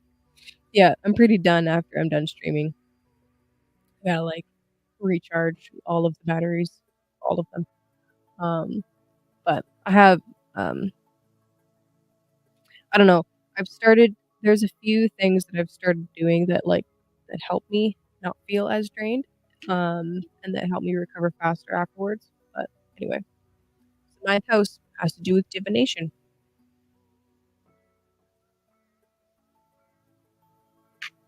Divination, publishing. I love this stellium in the ninth house for you, Aries, because if if ever there was a time where you wanted to really engage in some higher learning, it's this kind of a new moon that can really help set in motion that kind of thing. Um, yeah, that's my service, though, my friend.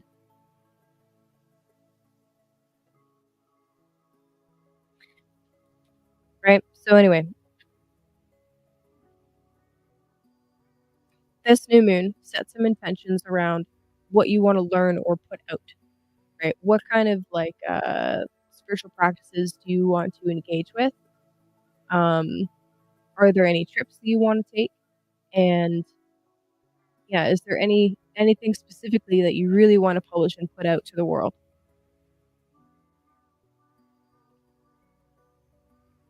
Could actually also trigger meeting an important teacher, especially with Jupiter up getting ready to turn direct and go back into your sign. That would be really interesting. That would be some very interesting timing. Whoa, Aries. Yo. Yo.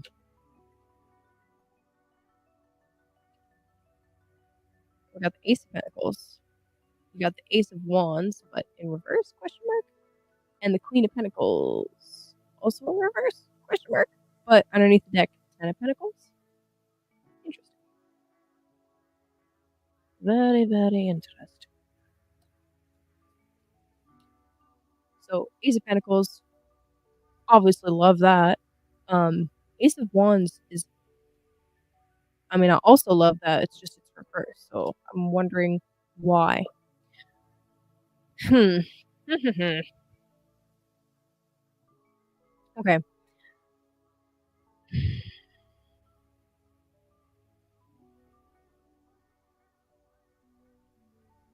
All right. So Ace of Pentacles indicates that this is a some kind of gift is coming to you, right? Some kind of gift or boon or blessing, probably of a physical nature.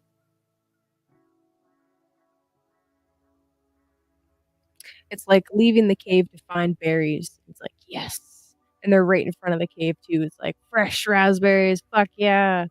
That's great. Love it. Oh, I guess berries don't come right away in the season, eh? Shit. Okay, I take that back. Okay, it's like coming out of the cave and finding fish.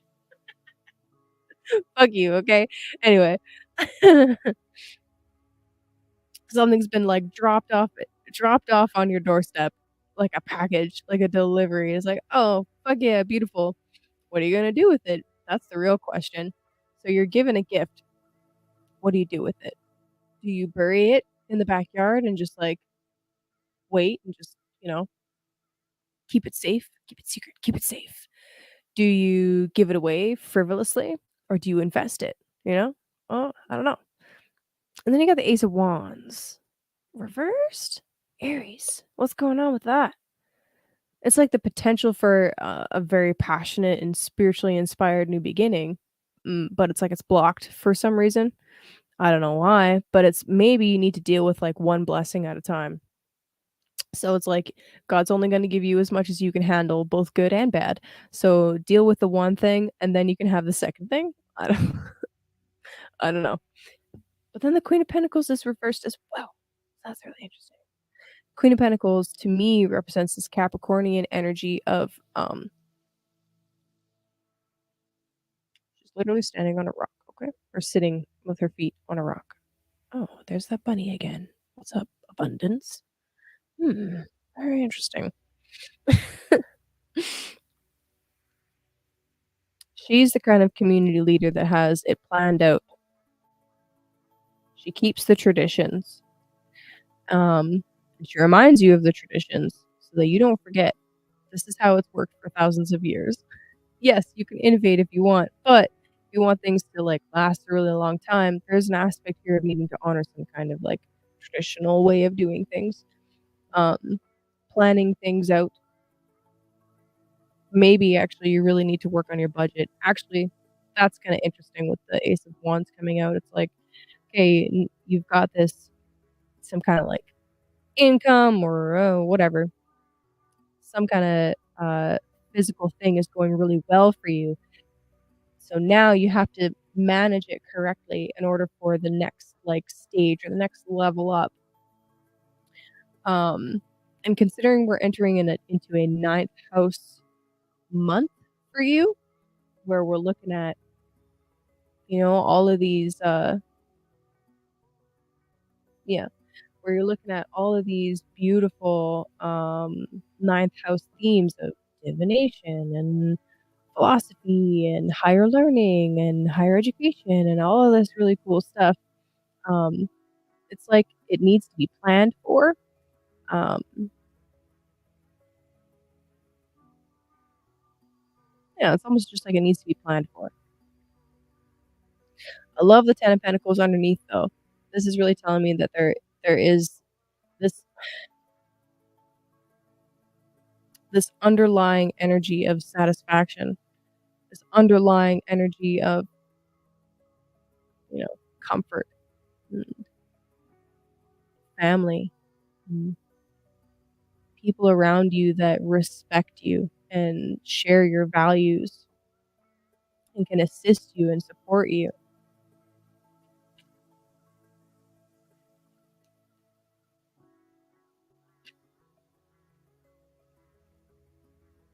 And then the oracle cards are really confusing. We got death, so that's interesting.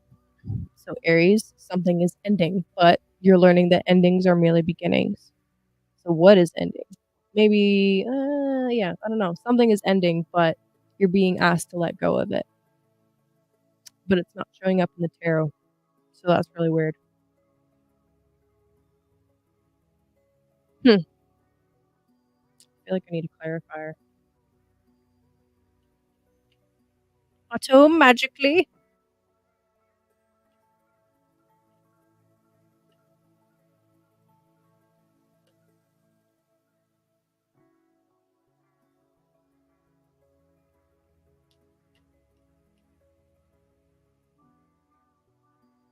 Why is the Ace of Wands reversed?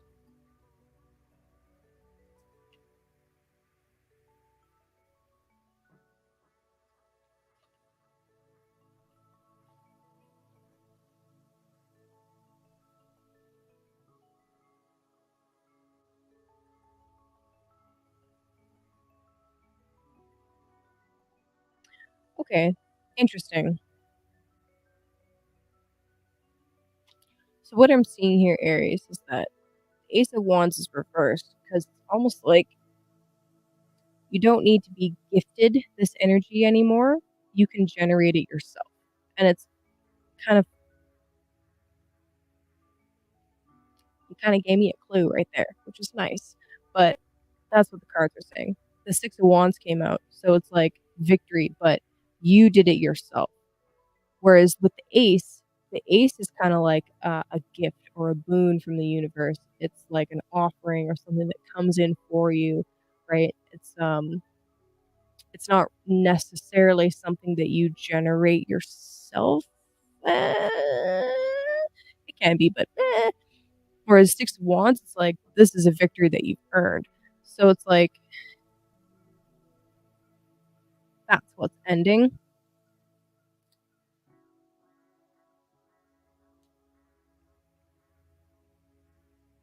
Yeah, it's like that's what's ending. Now it's like you have to learn to budget that energy as well as maybe literally physical points. Um, but yeah. Anyway, that's what I got for you, Aries. I think that's really cool, actually. The Six of Wands coming out at the end there.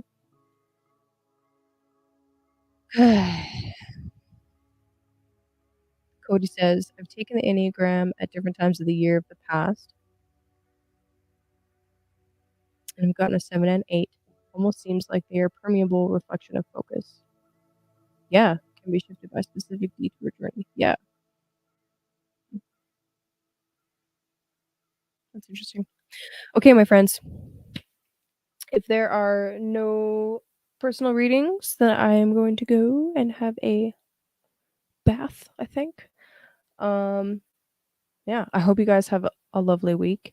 Again, Sagittarius is kicking off strong with a beautiful new moon on Wednesday. Um,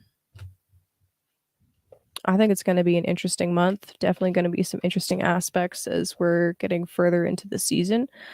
Ready to end everything. Damn. Okay. Remember that the end is the beginning, right?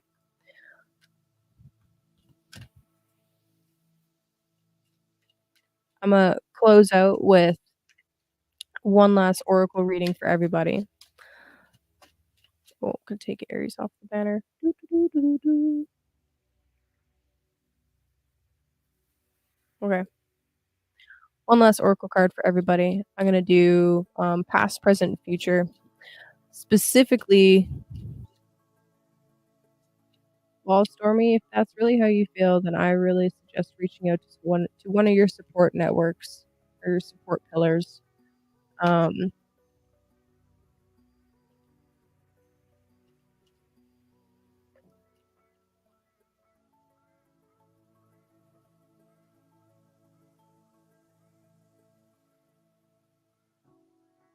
J-Lo, how did you doze off?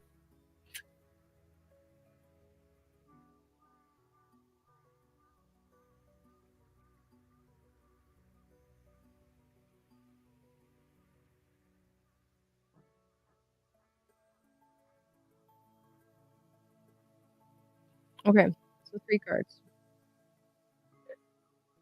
What we need to learn, if we haven't already. Oh, there it is.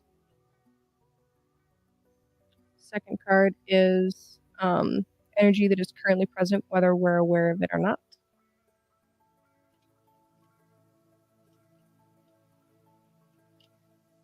That one.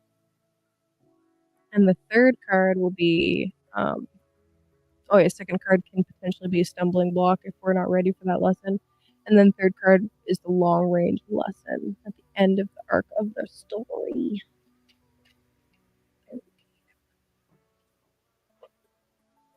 Beautiful. Okay.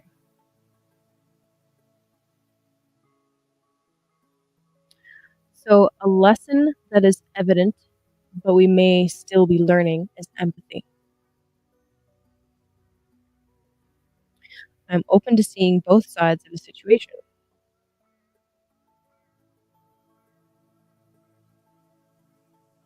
The energy that is currently present, whether we are aware of it or not, and if we're not prepared for this particular lesson, it may be a stumbling block, is surrender. I can release my need to control. And finally, the long range lesson that is to be learned, I love this, is imagination.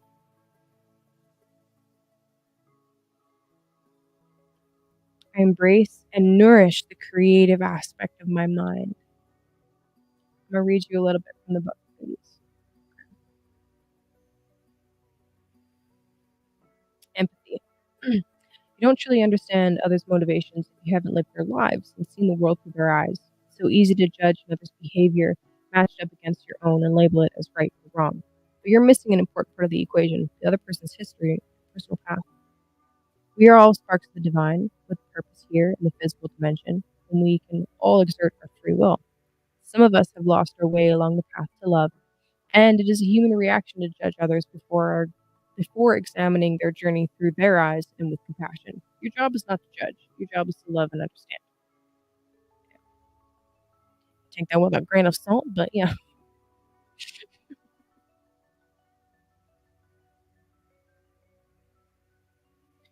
Surrender.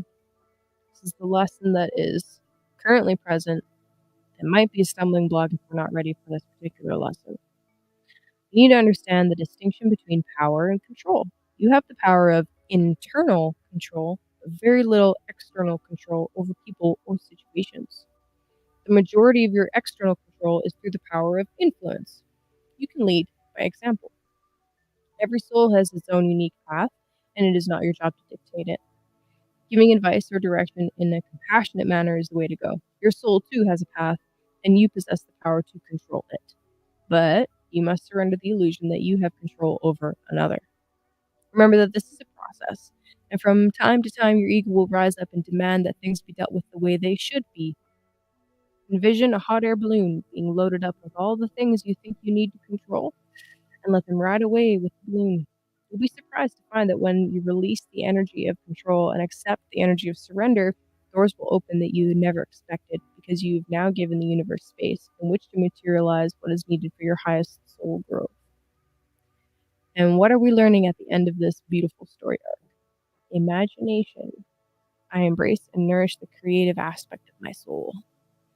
By its very nature, the physical body is limited by the three dimensions, but your mind is free to travel without boundaries and merge with the cosmic consciousness. Your mind is the great creator, and your imagination is its toolbox. Everything in life begins with the energy of imagination. Thoughts are real, and they can manifest themselves into the physical world. Train your mind to only have positive thoughts, and you will attract positivity into your life. If you can see it, you can be it. Visualize the components that you want in your life and imbue those thoughts with love, and they will become your reality. Conversely, if your mind strays to negative thoughts, you will only bring that energy to you. Be positive and loving. Imagination is creativity. Express yourself and let your imagination assist you in letting go of any creative blocks and allow your dreams to come true. Remember, you are not doing this for other people. It is your soul opening up and singing its own unique song. Sing your song, bing bong. Okay, my friends, have a lovely evening. Thanks for hanging out with me. Love you guys. Happy Moon Day. It's Moon Day. All right, peace.